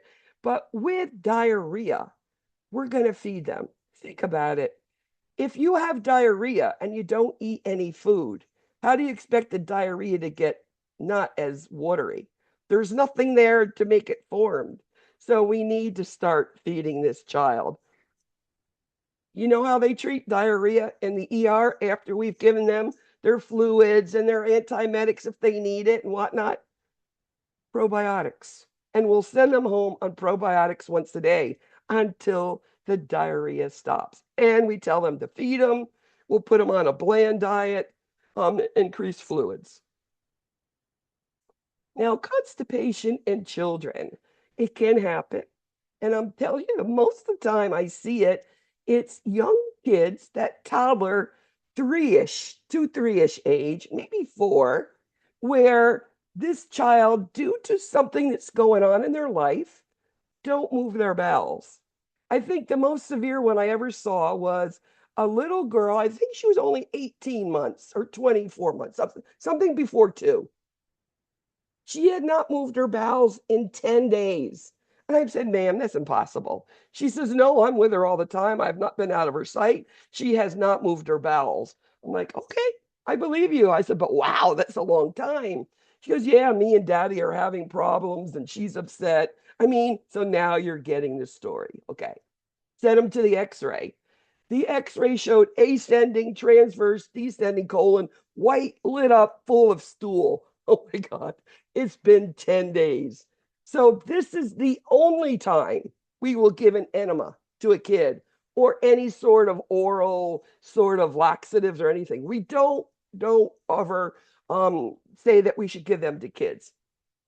I'll give her this child, I gave her an enema, put her in a size bigger diaper, and I'm telling you, she went a human size and got rid of it. And then, of course, I told the mother, okay, I think this is emotional. It's something that you need to talk to her about. And if you need more care than that, go on to your pediatrician. But she understood. Also, the only thing we'll put these kids on is, a little Miralax in the morning, just like we do adults, the elderly. We do it for children too. And it does work for these kids who really are trying to hold on to it. Now, constipation in the newborn period. You've heard me say that you will see constipation in children that have meconium ileus or hypothyroidism. They have what we call a meconium ileus. That's a cystic fibrosis or hypothyroidism. What would we say is constipation during the newborn? Well, they're born and it's 36 hours later and they still not have had a stool. And usually newborns come out stooling. We know that. And it's usually a meconium and it looks like that sticky, gooey, green, brown stuff there. That's what a meconium stool really looks like. If we don't see something that looks like that, we need to investigate. Now, I'm going to go into Hirschsprung's later. That's the disease that we're going to talk about. But hypothyroidism, we've already talked about, last week. So we know if we don't have a stool, we're going to be doing a thyroid panel. Also, cystic fibrosis. If we are suspecting it, that's no stool, even though we have no suspicion, we will test for it. We'll do that sweat test. And we'll see if they do have some sort of other problems that's causing them not to stool. And then the Hirschsprungs will go into a second. So those are some telltale signs that say, you might be a thyroid kid, or you might be a cystic fibrosis kid from these things. We know constipation in kids is usually from diet. We know formula feds have tighter stools than breastfed. Breastfed tends to have more stools than them. We expect that. We know as the kids get older, we can do little interventions. We can give them prune juice, as the older kids, or apple juice, or whatever the doctor wants. As they get older, putting whole grains. That's why we start those fibers, those cereals, into the 6-month-old kids to give them some fiber. Also, I put black beans here because I'm from South Florida. Huge Hispanic population. Black beans are given to babies for almost birth. They believe in them. And actually, it's good. It's roughage for them, and it doesn't hurt them at all. Now, let's talk about pinworms. Kids get worms, they get lice, they get all these things, right? Worms are from playing outside, and if their nails are too long. So we need to keep our children's nails as short as we can because dirt gets underneath and little worms, eggs get underneath. And what do kids do? They put their hands in their mouth because that's what they always do. Everything in the mouth, explore the world in their mouth. So the eggs go in there, you swallow them, they hatch, and the eggs are now hatched. Now you got live little worms in that intestinal gut. So it starts to come out the anus, and it's usually at night. And it causes intense anal itching and scratching. And it keeps this poor child awake all night long because of the itching and scratching on their anus. So when we suspect pinworms, what we tell the parents to do is go at night with a flashlight and a piece of Scotch tape and go to the anus and take the tape and push it on it and get that tiny little worm. Put it in a container, send it to the doctor, and then they can give you medication in order to treat it. Now, if this kid has pinworms, usually the whole family has to be checked and the whole family might need to be treated, okay? That was a present from your child. Peptic ulcer disease. I've never seen a kid with peptic ulcer disease, but I've seen a lot of kids that are little worrywarts and they worry about everything. And they can have that possibility. Usually with peptic ulcer, we treat them just with a diet. We don't do anything crazy, bland foods, taking away spicy things, etc. But if we need to, we can give medicine. As same medicines as adults, same thing, but milligrams per kilograms, micrograms per kilograms. It's the only difference. This book had ranitidine. I mean, we know that's off the market now. Famotidine is one that's now, but probably in 2 years that'll be gone, because before that there was another one that already has been, Tagamet was the name of it. It's gone, that it didn't work. There was side effects. So again, it's easier to do diet than it is to go right to drugs. Now, hepatic orders. Whenever the liver is inflamed and upset, whether acutely or chronic, that means the production of liver is not going to work, right? You're not going to get liver into the common bile duct, which goes into your small intestines. And what does bile do for the body? It digests fat. So if you have a child with a liver condition, no matter which one, it doesn't matter. The liver is upset, okay? Bile's not being produced, fat's not being digested. You're having severe abdominal distension, cramping, and pain, because that's what too much fat does. It's not being digested. So what is your care plan? Low-fat diet. And because fats hold so many calories, you're going to increase protein and increase carbohydrates. Makes sense, doesn't it? There's another thing called biliary atresia. This is when the liver is cut off completely from the common bile duct. Atresia, A, without, that means no connecting to the common bile duct. And it needs surgical revision in order for this to be reconnected, okay? What would you see in this kid? Well, initially, not much of anything. You might see that fat intolerance because of no bile. You might see that, but probably you start to see this kid's either blood levels start to go up, or you start seeing the yellowing of the eyes occurring, okay? Biliary atresia. You would see tea-colored urine, pale stools. I mean, all these things happen with biliary atresia, and it's a surgical repair. Now, this is Hirschsprung's. I mentioned this when we talked about constipation of the newborn. This is a condition where the descending colon has an area where it's aganglionic, which means there's no nerve cells. And when there's this healthy, alive tissue, it's pink, it's getting blood supply, it's good, but there's no nerve cells, which means no peristalsis, no squeezing. I can't get food down and to the exit point. So it's a non-functioning piece of intestines. And as food or just mucus or normal insides, juices and fluids come down, it collects and it gets bigger and bigger and bigger. At birth, you would see a kid who's not moving their bowels in the first 36 hours, or if you look at the bottom of that picture where the anus is, you see how it got really tiny because that was so outpatched? Sometimes a little bit of stool goes around it and can squeeze out, and you would see ribbon-like stools. That is the assessment for Hirschsprung's, ribbon-like stools. And this is a megacolon because stuff can't go through, so it's getting bigger and bigger and bigger. It needs to have treatment because it's not coming out. It's got to go somewhere. So what they do is they look at the kid. They're going to do an x-ray, okay? They're going to probably see this Hirschsprung's thing there. They're going to do an anal biopsy just to see if there's nerve cells in the tissue. Did it come out? No. And what they'll do is either an ostomy, a colostomy, or sometimes they do a pull-through thing where they can take out that piece and reconnect. It's also called like a colectomy. They can reconnect. Many times they have to wait. So it's a colostomy, and usually they like to close it before one. Again, before potty training to get that done. Now, post-op care of this child is important.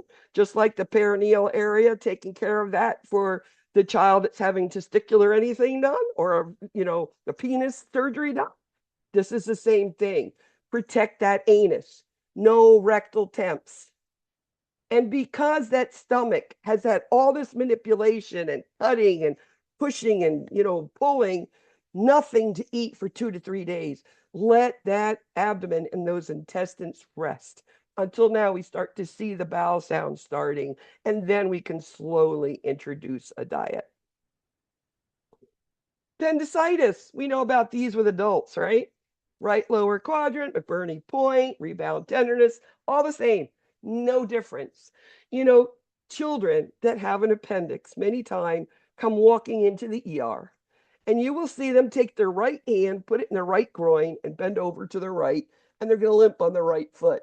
And you see them walking in, and they're coming in with abdominal pain. You're like, you're an appendix. You can tell. It's just so instant. Again, when you suspect a child that has an appendix, because now you see the right lower quadrant, you see the rebound tenderness, you saw the way they ambulate, it's all obvious. The proof is in there, it's sitting there. Make the kid nothing to eat or drink immediately. This kid will go for an ultrasound, confirm that they have an appendix, and they will go to the OR. In preparation of going to the OR, you're going to start an IV on them because they can't eat or drink, and they need fluids. They need all that fluid to bulk up the area so it's easier to do surgery. It's better on a plump piece of tissue than a dry, dehydrated tissue. That's why they put fluids on. Also, we'll be starting antibiotics. That is an infection. It's an itis. We will start before surgery, a prophylactic to start with, but of course, it will be continued afterwards if anything else happens, but at least that one before surgery. And if this kid has any pre-op meds that can be given, we're going to be giving them. So then you get the kid post-operatively and it ruptured. Knowing that, and a kid with an appendix, an adult with appendix, when it is still an appendicitis, not ruptured, it hurts. It's painful. As soon as that pain goes away, like, oh, it doesn't hurt anymore, I'm going home. You're like, oh, no, you're not. You just burst. This is a kid who now, or an adult, who has peritonitis due to a ruptured appendix. So this kid's intestines are angry. They have been spewed with this toxic stuff from the appendix. All of this debris has gone in there, and they're angry. So NPO, IV fluids. It's an infection. We're giving antibiotics. Also, an NG tube. We want to keep that stomach and that GI tract as free from fluids going down and upsetting and irritating those intestines because they're angry, okay? So NG tube, very important. You're going to, of course, pain control, getting them up, getting them out of bed, deep breathing, coughing. All of that has to be done just like you would do with an adult. And you're going to be watching those CBCs. They're probably doing daily complete blood counts. Watch that white blood cell count. Watch it come down as we get the kid up and ambulate and give antibiotics and fluids, and they're getting better. That white count should be coming down. And if not, something's going on. They're going back to the OR because there's something in that tummy. Another thing we don't think about with a ruptured appendix is that incision line. Remember that that whole peritoneal cavity has had all sorts of bad stuff in there. So it's a dirty compartment. And now you've got to close a wound on a dirty compartment. That means the chance of that wound of dehiscing is great. So always assess that wound, making sure it hasn't come apart. I put here some tricks on how to give kids good pulmonary, how to cough and deep breathe. Many of them don't know, but if you make it into a game, I mean, it's one of the reasons why I worked pediatrics for so long. I got to play every day I went to work. I would take pinwheels and we would blow together. Who could blow them faster? Who could blow them for the longer time? I would do spitballs because I worked night shift. And I would do that with some older kids and would get their lungs open and moving. And again, it's playing, and again, being creative with it and getting them up and out, preventing all those post-op complications. Now, here's omphalocele. It could be called omphalocele. That's the belly contents coming out. Gastroschisis is when the stomach comes out, but they're both the same treatment. It's something from the inside of the belly again on the outside. So treatment, just like the other one, the bladder extrophy, right? We're going to cover the area with a wet, sterile, normal saline dressing. They have to be put on a warmer because we have to keep that area exposed because we have to look at it. So no swaddling up these kids. On a warmer, wide open so we can see it. Making sure we keep the skin integrity.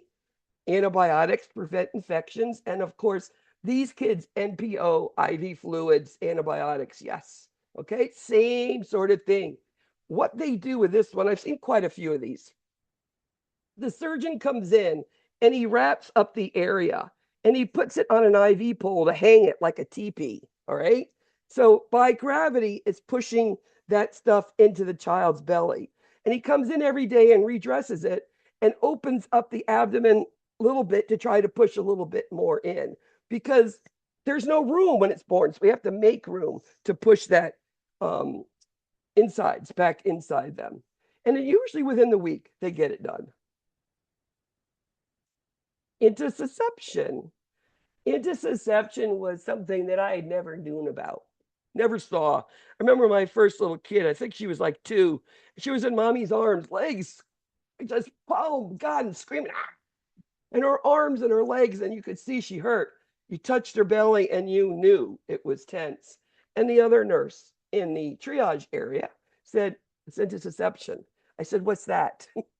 She says, it's when the insides, the intestines suck into each other and it causes a lot of pain. The intestines have a lot of nerves in them, right? So when you push them together, they don't like it. So sudden onset abdominal pain. So what she told me was, when you see this symptom, there's that toddlers, that young preschooler areas. I mean, the youngest one I saw was 5 months old, but that was unusual. Usually it's that toddler area. And when you feel their abdomen stiff and tight and they have those legs going, we know that intestines is sucked in right then and there. If we look in their diaper or in their underwear, this is the symptom, guys. Current jelly stool. You'll see it squeezed out of their anus, maybe into their diaper or in their underwear. You might see a little bit of blood streaks. That is the symptom of intussusception. Sudden onset abdominal pain and current jelly stool with maybe a little bit of blood in it. It's like when you push it in, it squeezed a little bit out the anus. So we do our ultrasound. Most of the time, believe it or not, they come in screaming and yelling. By the time we get them to ultrasound, they have no pain. So the intussusception has already gone away. So many times we send them home and tell them to do an increased fiber diet. And if it gets worse, to bring them back. I've only seen 2 have to have an air embolus to pop it out, and 1 go to the OR in 10 years. So yes, it happens, but it's not as, it's a lot. Now, what they do when this is sucked in and they find it in and it's not coming out, they'll take and they'll give them an enema. Radiologist in radiology under fluoroscopy put an enema in, but they pump it up with air and it pops it out. I'm like, this is the most barbaric thing I've ever seen, but it works instantly and there's no surgery involved with it. If that doesn't work, I mean, it's an intense procedure. They're not going to keep trying this on this poor child. They'll say, no, the kid needs to go to the OR, but this only happened once to me. Meckel diverticulum. This is small intestines. You have small intestines. What does it do? It absorbs all your food, right? That's your major absorption area. So in there's these little skin tabs that come out with big blood vessels to suck up all of that good nutrient to bring it to the body. Sometimes they tear and they rip. So that big blood vessel that was in that skin tab that was there to suck up all the nutrients is now bleeding inside the intestines. Symptom: painless rectal bleeding. You may or may not see even no abdominal pain with this. That's all it is. And when you see it, the doctor, it's going to take a while to figure it out. But when they do, they go over to X-ray. They do this radionuclide study, take them to the OR, they take it out, and they usually do fine. But again, it's that little skin tab with a huge blood vessel that was bleeding inside the body. IBS, mouth to anus again, whether it's ulcerative colitis or Crohn's. Know that usually the symptom of ulcerative colitis is that profuse diarrhea. Treatment is either nutrition, usually. Sometimes we do the medical. They can be placed on all sorts of meds. I've seen them up to the biologics and infusions. It all depends on severity of it. Most of it is nutritional.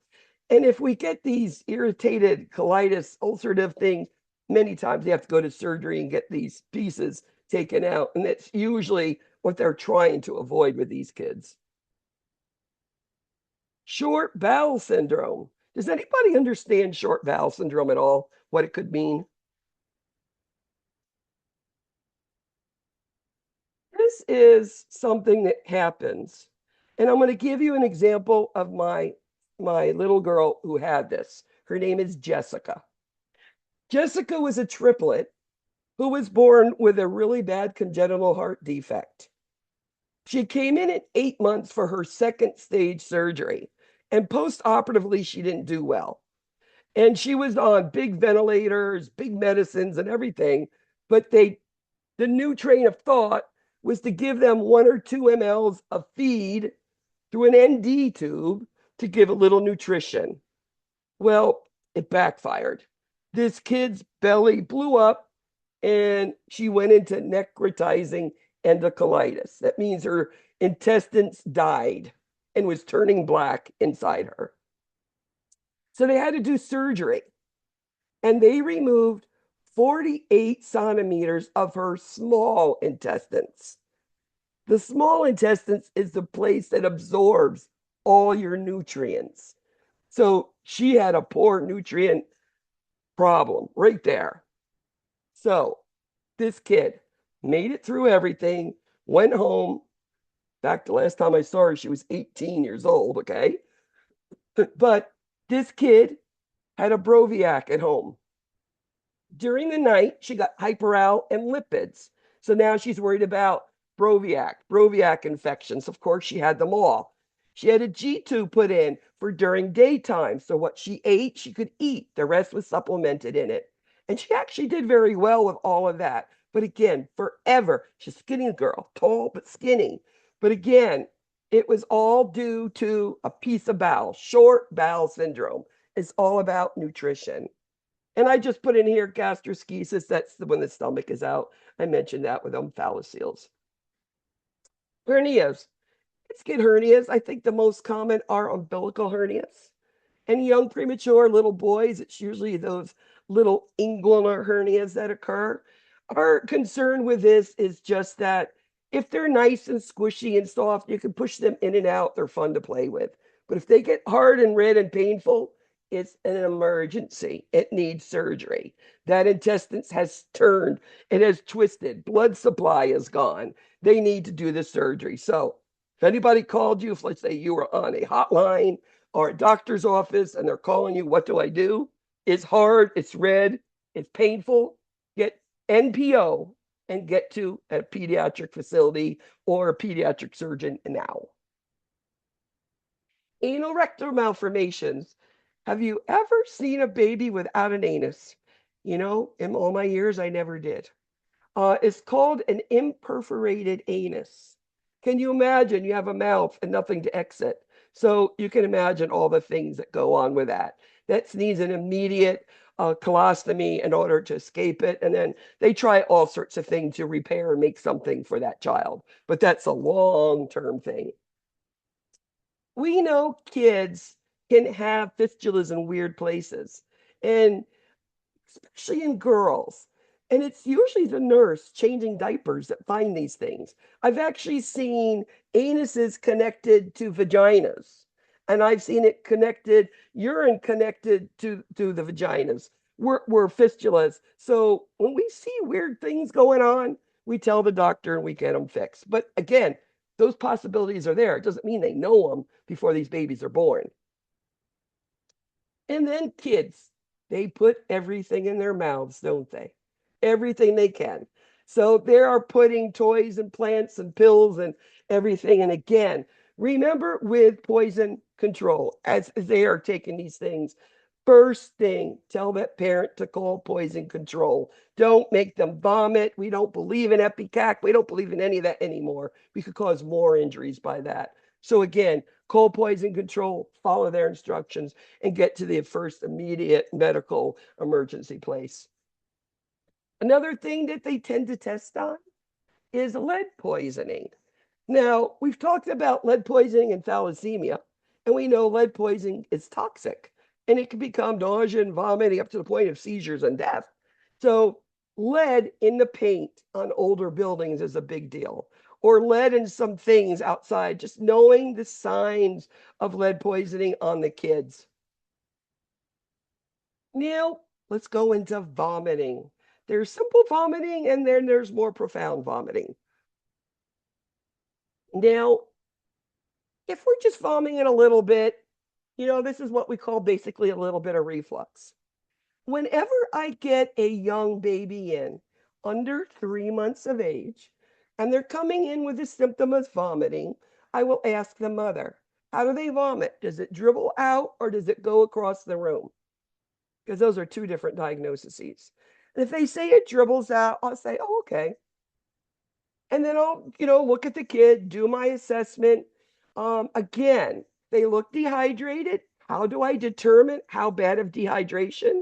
It's a chemical profile. My potassium, my CO2, my chlorides, my sodiums, my glucose. I can figure things out with those things. So I'm going to draw that. And if I need to, I'm going to start the IV and give the bolus. Again, never dextrose, never potassium. And if a kid is vomiting, don't try to feed it. Give them the antiemetic, give them the IV bolus, let them rest, and then slowly introduce. And again, it would be electrolyte solutions, Pedialyte, Gatorade, Powerade to start with. Or those popsicles, right? Those are good. Powerade popsicles. Now, GERD, that's just the dribble, right? So, problem with GERD, especially if it's a lot. Some kids lose a lot of calories. And then if they try to feed them more, they just keep vomiting and vomiting. So you were at this, it's a no-win situation. So how do we keep those feeds in? How do we feed a child who's having chronic, vomiting?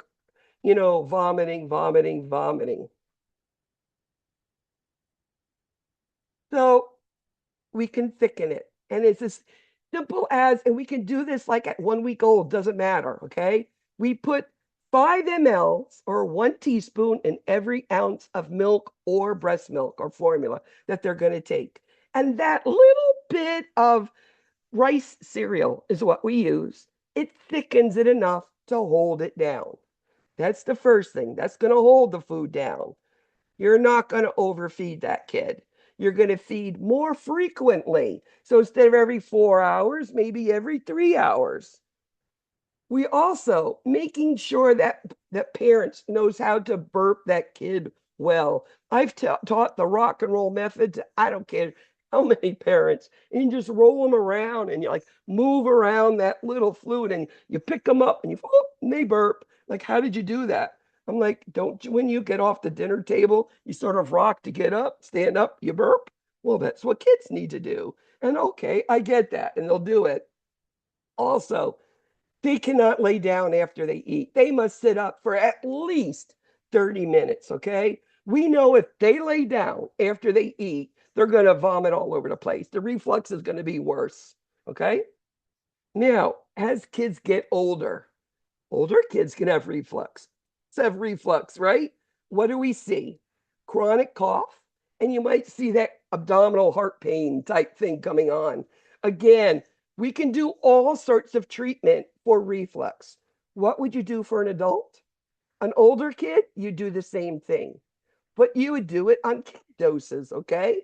Now, I've never seen it get to this level, but if a kid had so much reflux going on, they're burning their esophagus, okay? The esophagus is being eroded. So we need to protect it, okay? Because you need a mouth, the stomach to eat. So what they do is after all the medical stuff, nutritional, nothing else works, they do a Nissen fundoplication. You need to know that word. This is used also whenever you have a gastrostomy tube inserted, because what do you do with gastrostomy feeds? They dump right in quick, right?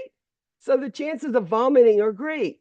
So they take the top of the stomach, sort of flap it over, sew it up, and you can't vomit. So now you've got a kid with reflux who now can eat without that burning, coughing, mini aspirations, killing their lungs going on. Doesn't happen anymore. That is a Nissen fundoplication.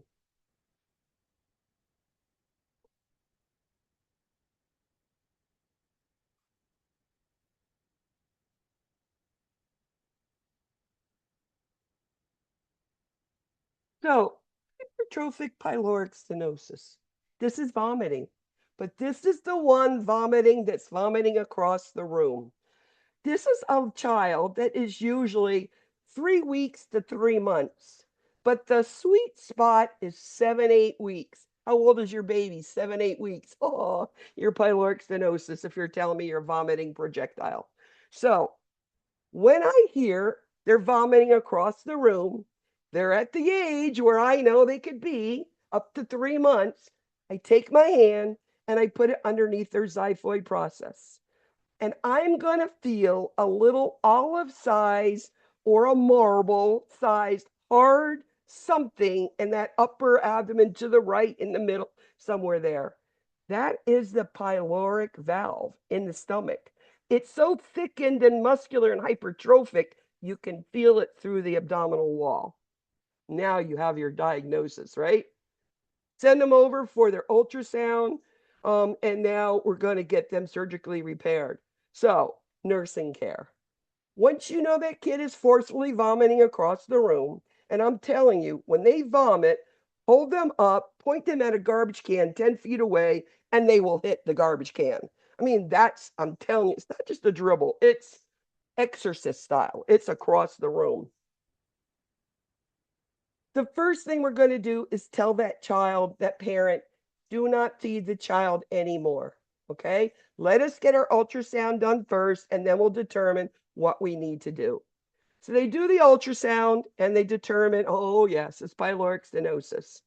This is a newborn baby. This isn't the first 3 months of age. They need fluids quickly. So this kid, NPO, before surgery, even if it's an hour before surgery, 2 hours, don't matter. Start an IV, make sure they get their dextrose so that we know what's going on with them. If they have any meds they need to take, this is something that needs to be decided with a physician and also post-operatively. So now they have this fixed, the connection's there. Start them out clear liquids and increase them to their regular formulas. They usually go home and they usually do well, no problems. Lip. You know, you get a baby that's born with a cleft lip and they go to surgery. So you have a lip and you have a palate. So the lip has to go around a bottle or a nipple.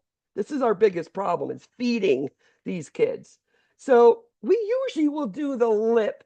We will fix it surgically repaired, and it's a plastic sort of surgery. You've got to approximate all the edges of a lip so there's no crooked lip going on here. So they do the surgery. They put this Logan bar on, and that's to prevent that smushing of their face and smushing up their incision line. Also, you put them on their right side postoperatively. That has to do with better drainage for them. Right side is what you want them. These are pictures of what you could do. So lip is done at 2 to 3 months, 2 to 3 weeks. And then we've got this cleft palate, 6 to 12 months. The palate is harder to fix. We want them a little older, but again, we want it before they start talking. It's like before potty training, before talking. And we know at age 1, they should be saying one words, mommy, daddy, milk, more, juice, those things without the palate. So they need the palate there. So we need to fix it as soon as we can. It has everything to do with speech and the palate. Our biggest issue is feeding these kids. Any woman who wants to take a feed with a cleft lip and have them breastfeeding is going to be squeezing their breast in that mouth. There's no suck. They can't, they don't get it. So again, it's a difficult thing. A woman, a parent, made these bottles on the side. They're called a Haberman bottle. And what they are is the top part is soft. So when you put the milk or breast milk or formula in the bottle and you turn it over, this area is soft. So you can hold that, hold the kid's chin up, and slowly squirt a little bit in the mouth as you feel them, so they feel like they are sucking and swallowing. They're getting that feeling of goodness.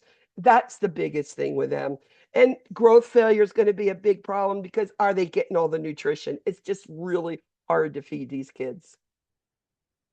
And then our last thing we're going to discuss is a tracheal esophageal fistula or an esophageal atresia. This is when you can't feed the kid at birth for 2 reasons. Esophageal atresia, A without, you swallow, there's no stomach connected to it. It's just an esophagus hanging in there.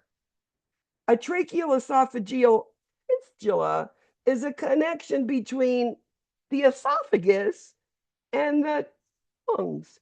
So if we take something and eat it, drink it down our mouth into our esophagus, it goes across the fistula into our trachea, into our lungs, choking, gagging, turning cyanotic. We are aspirating like crazy.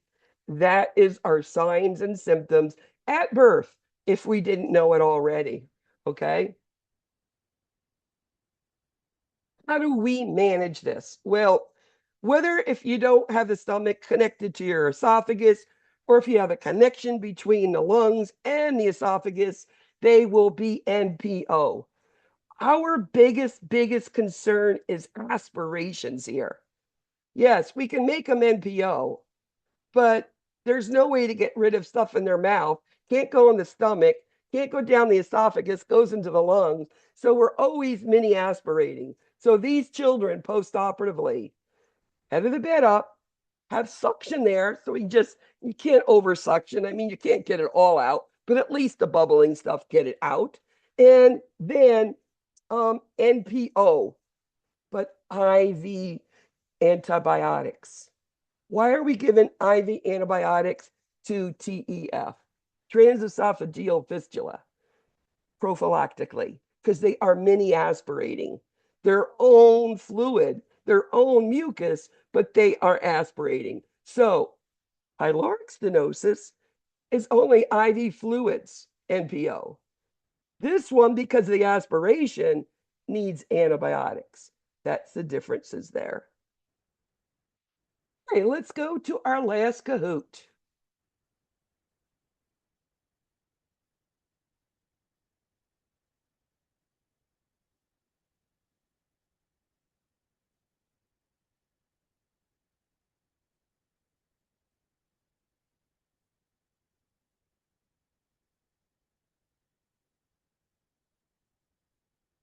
Can you see that?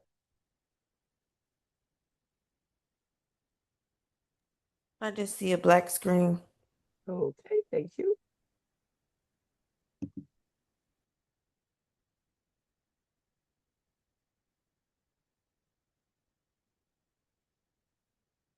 Is that better? Yes. Thank you so much. Appreciate that.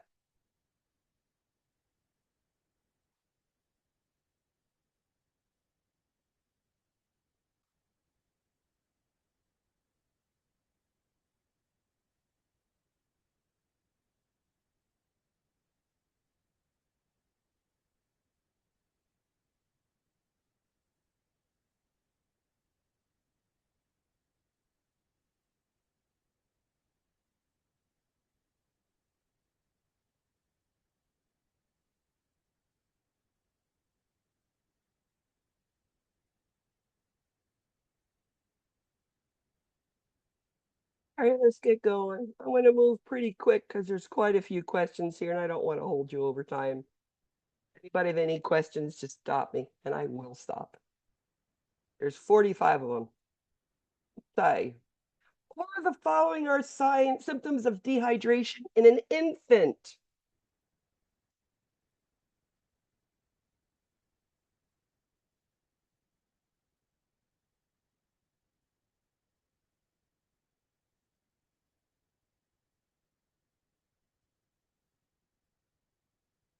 So again, poor capillary refill would be dry, pale skin. Skin tenting is huge in it. And of course, weakness, lethargy. I could go on and on about infants. It's sunken fontanelle, right? No crying, no tears, sunken eyeballs. Those are the ones that I always see when I see infants. Is priority treatment for a child with dehydration due to profuse vomiting? What do you do for that one? They're vomiting.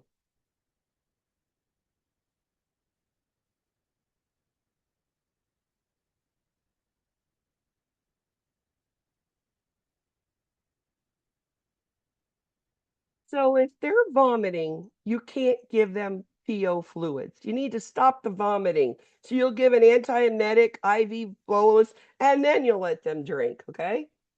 So IV fluids for profuse vomiting. Okay. What physical assessment of dehydration might you see infant?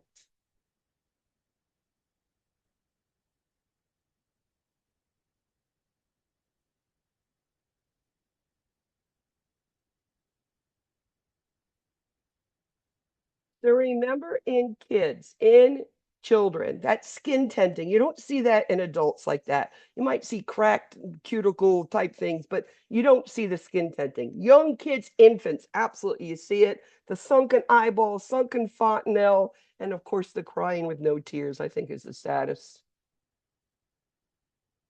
A multi. What types of fluids would you bolus for a child with severe dehydration?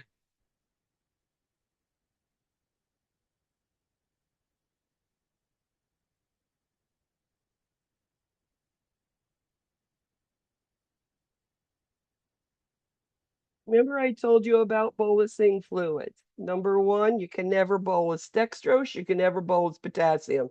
So let's look at them. D5 is dextrose. 40 of KCl is potassium. So only normal saline and ringers, okay? Very important there. Multi. What lab test can confirm a diagnosis of dehydration? What did I tell you needed to confirm? And you can see how severe it is too.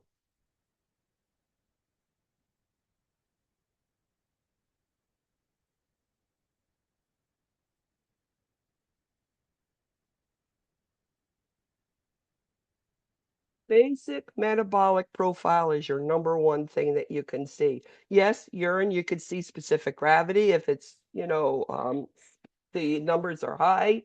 And of course, kidney function, BUN creatinine can always show it too. Is a treatment for an infant with diarrhea lasting for 4 days. Diarrhea.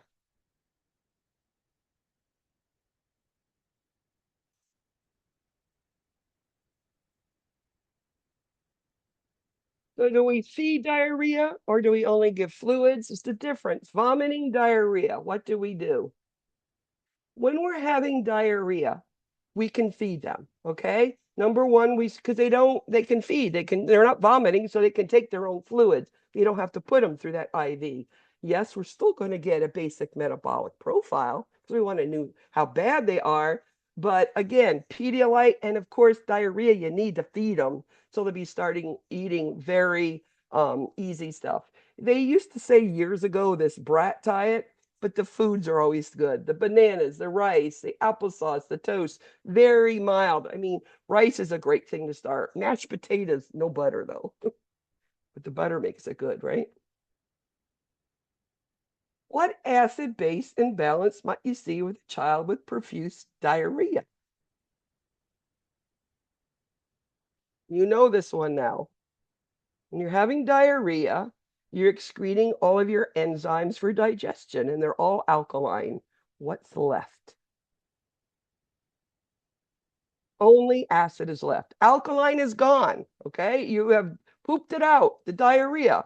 All it's left in the body now is acid. You need to know them. If an infant is not past the meconium stool in the first 24 to 36 hours, what would you assess for?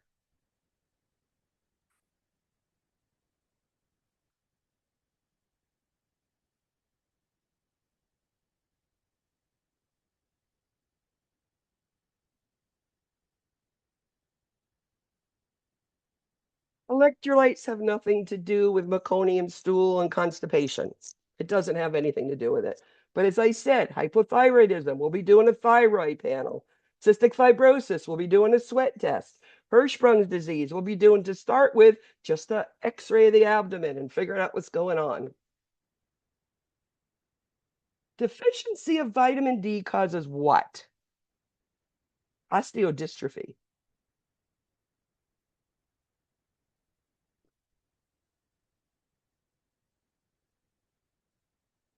Vitamin D is all about bones, okay? Vitamin D is scurvy. Vitamin D is rickets. Scurvy is that citrus. That was the pirates. Remember they had to have oranges on their pirate boats? That's how I remember it from a kid. For hepatitis, dietary education includes all but what? What do you do for them? Hepatitis. How do you feed them? What is hepatitis? It's a problem with the liver. What does the liver do? Secretes bile. What is bile? Digest fat. So if you have a problem with fat, you're not going to give any. You see how I got there? You got to think this way when you're taking these tests now and these questions. We know it's high carb, high protein, low fat. That's cystic fibrosis. That is celiac disease. That is hepatitis problems. All low fat, those are what you're going to do. Multi. What treatment can the nurse anticipate for a child unable to drink or eat anything with profuse vomiting, diarrhea? What are you going to do? What do you expect the doctor to order?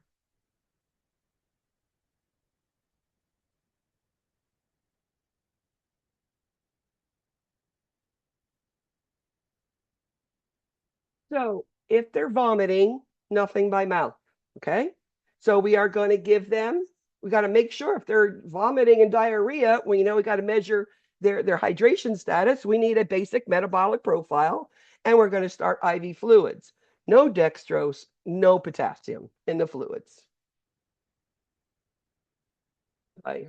What nursing management would you anticipate for a child with a ruptured appendix postoperatively?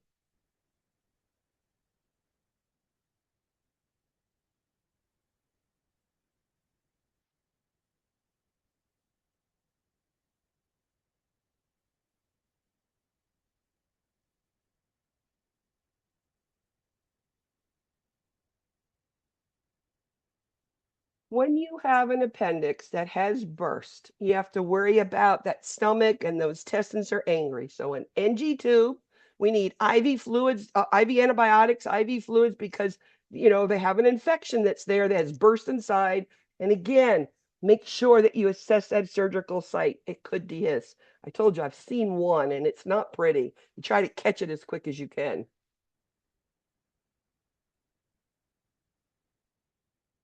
Bye. A finding of no meconium stool for 24 to 36 hours after birth would lead you to suspect.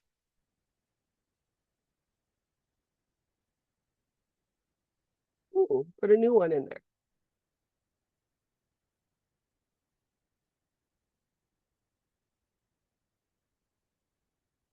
So biliary atresia doesn't have to do with constipation. It just has to do that you're not getting the bile to digest fat. That's the only thing that it does there. So again, it's just the other ones. The 1, 2, 3 of them. That's what you see. Multi. What is Hirschsprung's disease?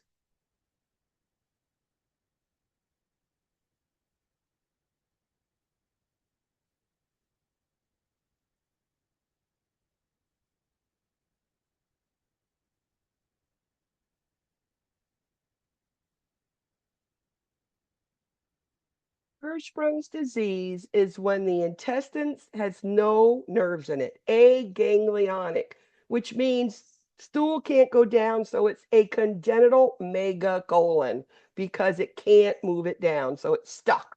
So they call it a megacolon. Okay. With teaching about parents about Hirschsprung's disease, the nurse would include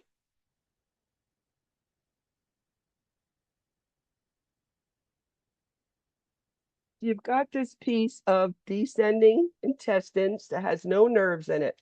It's pink, it's alive, it's fine, but it doesn't work. So remember with Hirschsprung's, you can't, stuff won't move down because you don't squeeze it. The peristalsis is gone, there's no nerves. So it does require some sort of surgery, whether pull through, whether colostomy, two-stage, something's going to have to be done for an exit point for what's coming out the mouth, okay? And again, post-operatively and for life, we're going to be monitoring those bowel habits. A multi. Care for the Hirschsprungs post-op. You have a child who had Hirschsprungs. They went to surgery. What are you going to be worried about? Post-op perineal surgery, right?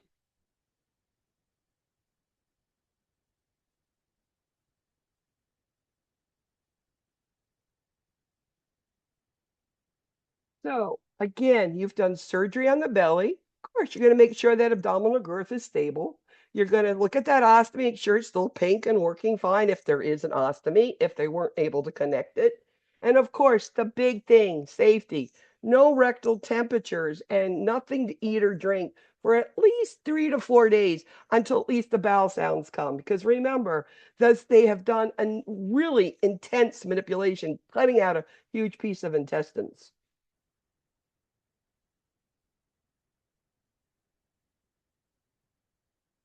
Type of stools would an infant with Hirschsprung's disease have? So that big outpatching, everything's collecting there, but there's a little tiny opening to the anus. So what would you see? Ribbon-shaped stools. Yes, it's almost like a frosting squirter, like that type of thing. It squirts out like a ribbon. You're frosting a cake. So to the condition that occurrently remains in children where the intestines telescope into themselves. It sucks up in there.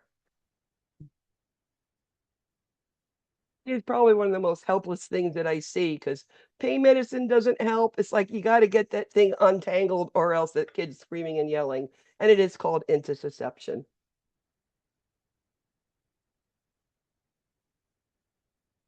Right.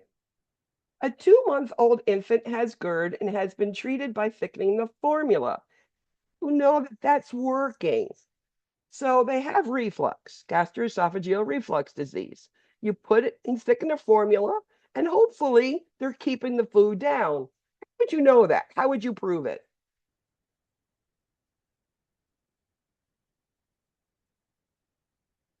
Well, two things. It's not going to be spitting up as much because you're supposed to be holding that food down there with a thickened formula. And number two, they're getting more nutrition.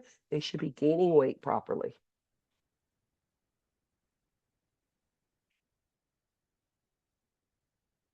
Can you decrease the incidence of enterobiasis in children? What's enterobiasis? Pinworms. You got to know the name.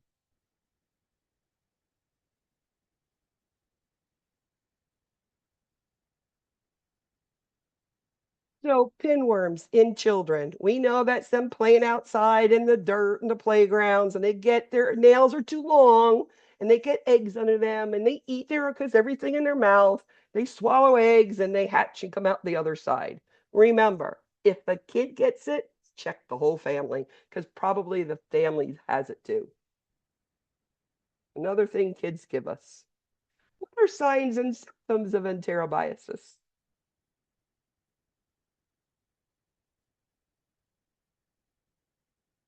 mean, honestly, you wouldn't know the kid had worms unless you saw these symptoms. They wouldn't know. There's not like pain and abdominal stuff. It's all about this intense, painless itching. And the thing is, it keeps the kid awake all night long, which is going to keep you awake all night long. Like, what's going on here? Why are they screaming and yelling? And then you figure it out. They've got worms. Gastroesophageal reflux disease, GERD. What is it?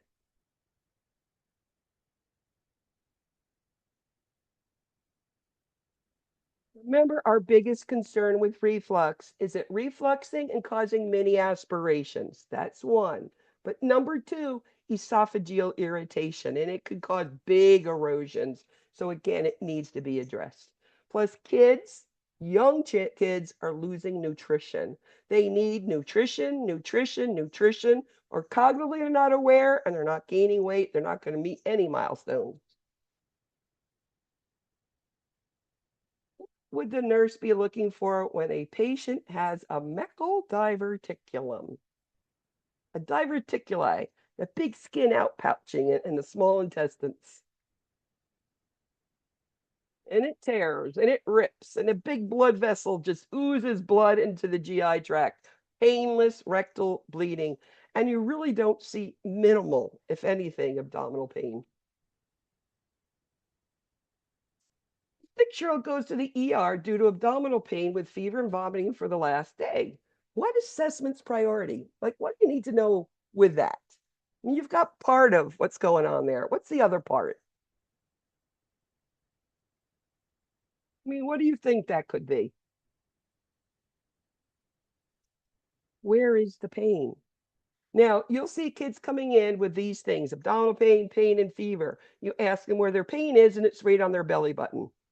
That's a GI. That's not a really big, it's not surgical. Right lower quadrant, now that's an appendix. That's more of emergency, okay? That's why you need to know the differences. What would the nurse expect to see in an infant with biliary atresia? A without, no opening from the liver into this common bile duct. The liver's sealed off. What do you see?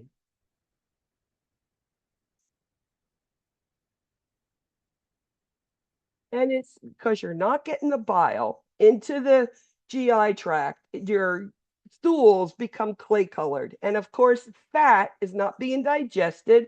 So you're going to have a big distended belly and a lot of gas. Lip repair is typically done when?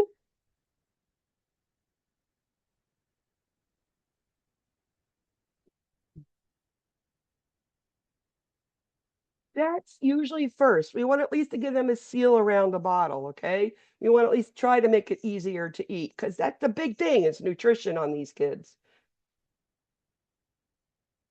When does cleft palate repair typically occur? So you've got the lip closed at 2 to 3 months. You have the palate, which we need closed because of speech. And that needs to be done before 12 months old, somewhere in that area. What position should an infant be placed in post-op for a cleft lip repair?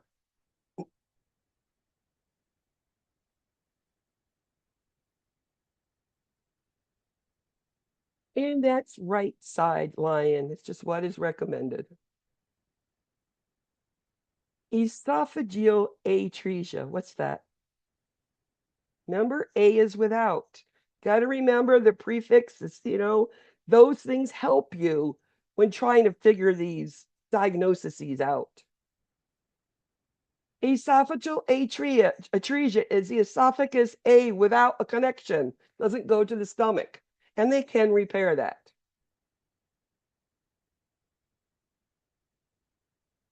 Multi. A neonate with suspected tracheal esophageal fistula. Nursing care should include. What's our concern about this? TE fistula, what's our big concern?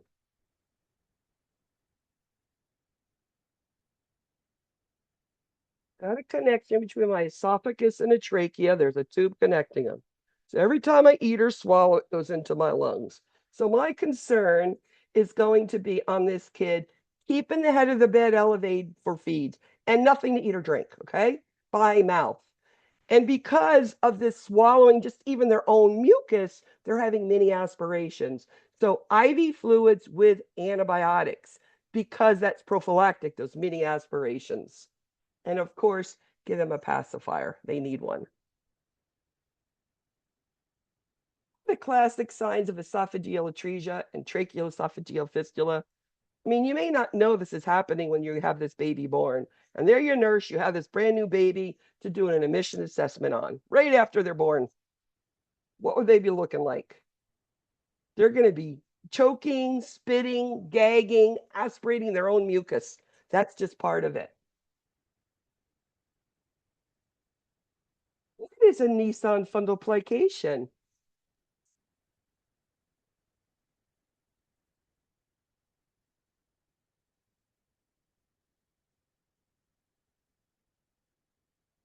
Nissan fundoplication is used to keep the food in the stomach.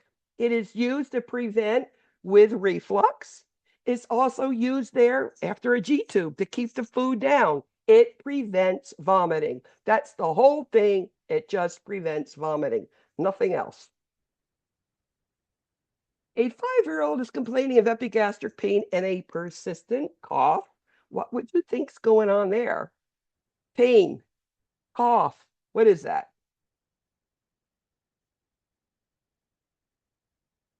That could be reflux, right? That's that reflux, that cough is mini aspirations going on. And again, you're burning that esophagus. What should nurses monitor to assess the effectiveness of GERD treatment in infants?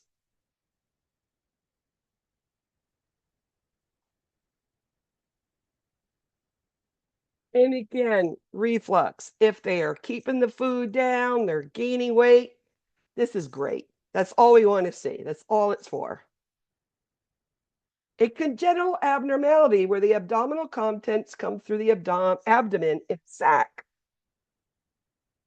I mentioned 3 different types.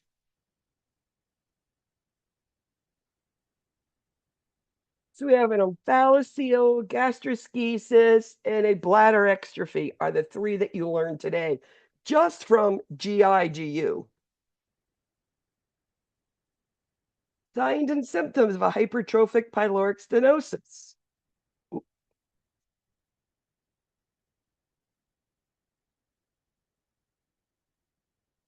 Remember, pyloric stenosis is food can go into the stomach fine and kid's happy and it's fine. It drinks. Then all of a sudden, it can't go in down further than the stomach. That little valve, that pyloric valve is hold it and it's in the stomach. And all of a sudden, the infant goes, oop, I can't do this. And across the room, projectile vomiting.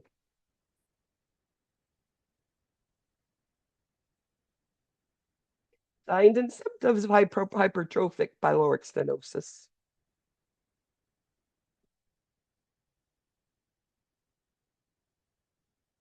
So what he said, you get the kid in, you ask them how they're vomiting. Is it a dribble or is it across the room? If it's across the room, the next thing I'm doing is I'm looking for that little mass in that abdomen, and they all have it. I call it a marble. They call it an olive. It's the same thing. It's a hard, round thing, and you can feel it. Make them MPO, send them to ultrasound. So preoperative treatment for pyloric stenosis include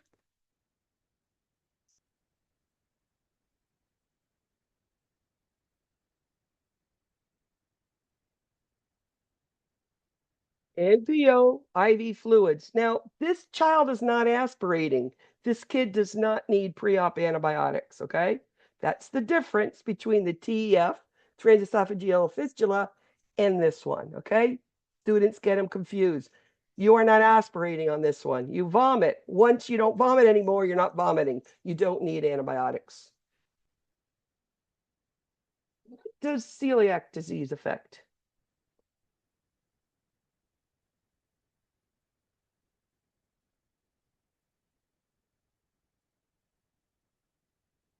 If you think about celiac disease, it has to do with everything about digestion at small intestines.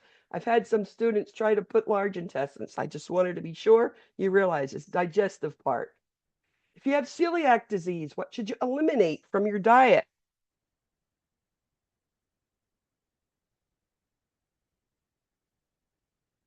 Wheat, rye, and barley. And if you eliminate that, you'll be okay. Increase your carbohydrates, increase your protein, and low-fat diet, and you'll be okay. Priority care for a child with a ruptured appendix post-operatively.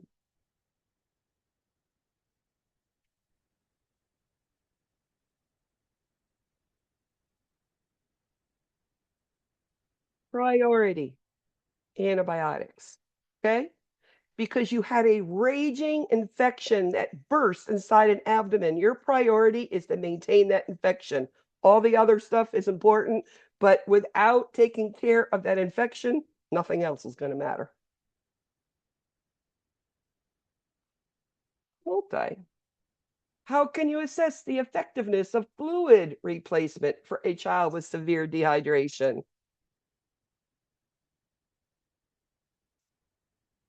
I mean, we've looked at weight. We looked at admission weights and then discharge weights and seeing them increase. Yes. But what else are we looking at? What's the assessment we looked at first? We looked at heart rate. We looked at capillary refill, blood pressure, urine output, skin tenting, fontanelle, eyeball sunken, crying no tears. And all of that is reversed. It's all better. That's what you would see. Multi. Vitamins with children with celiac disease are prone to lose are celiac disease, cystic fibrosis, 2 of them. What do they lose? Hepatitis. And it's which one is which. So vitamin C is water soluble. The rest are all fat soluble. And I just put them in there because you're going to see that. A, D, and K. Always A, D, and K they put in. What foods would you select for a child with celiac disease? Remember, celiac, no wheat, rye, barley. So which there doesn't have wheat, rye, and barley? It's as easy as you pick it out. Good old omelet. We can have eggs and bacon and milk. We can't have fish sticks. We can't have French toast. And we can't have garlic bread. Bread is wheat, wheat, wheat.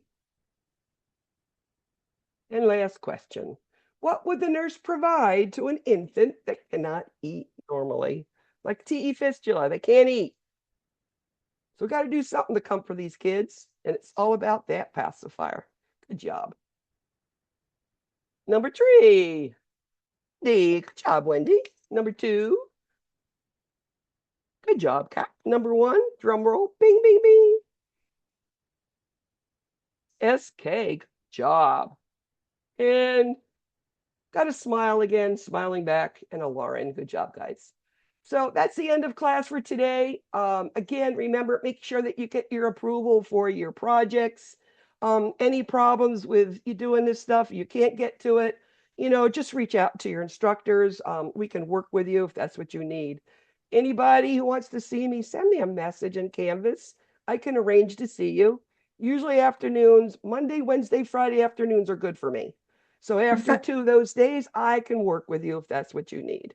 Professor Bogart, if we're choosing a topic off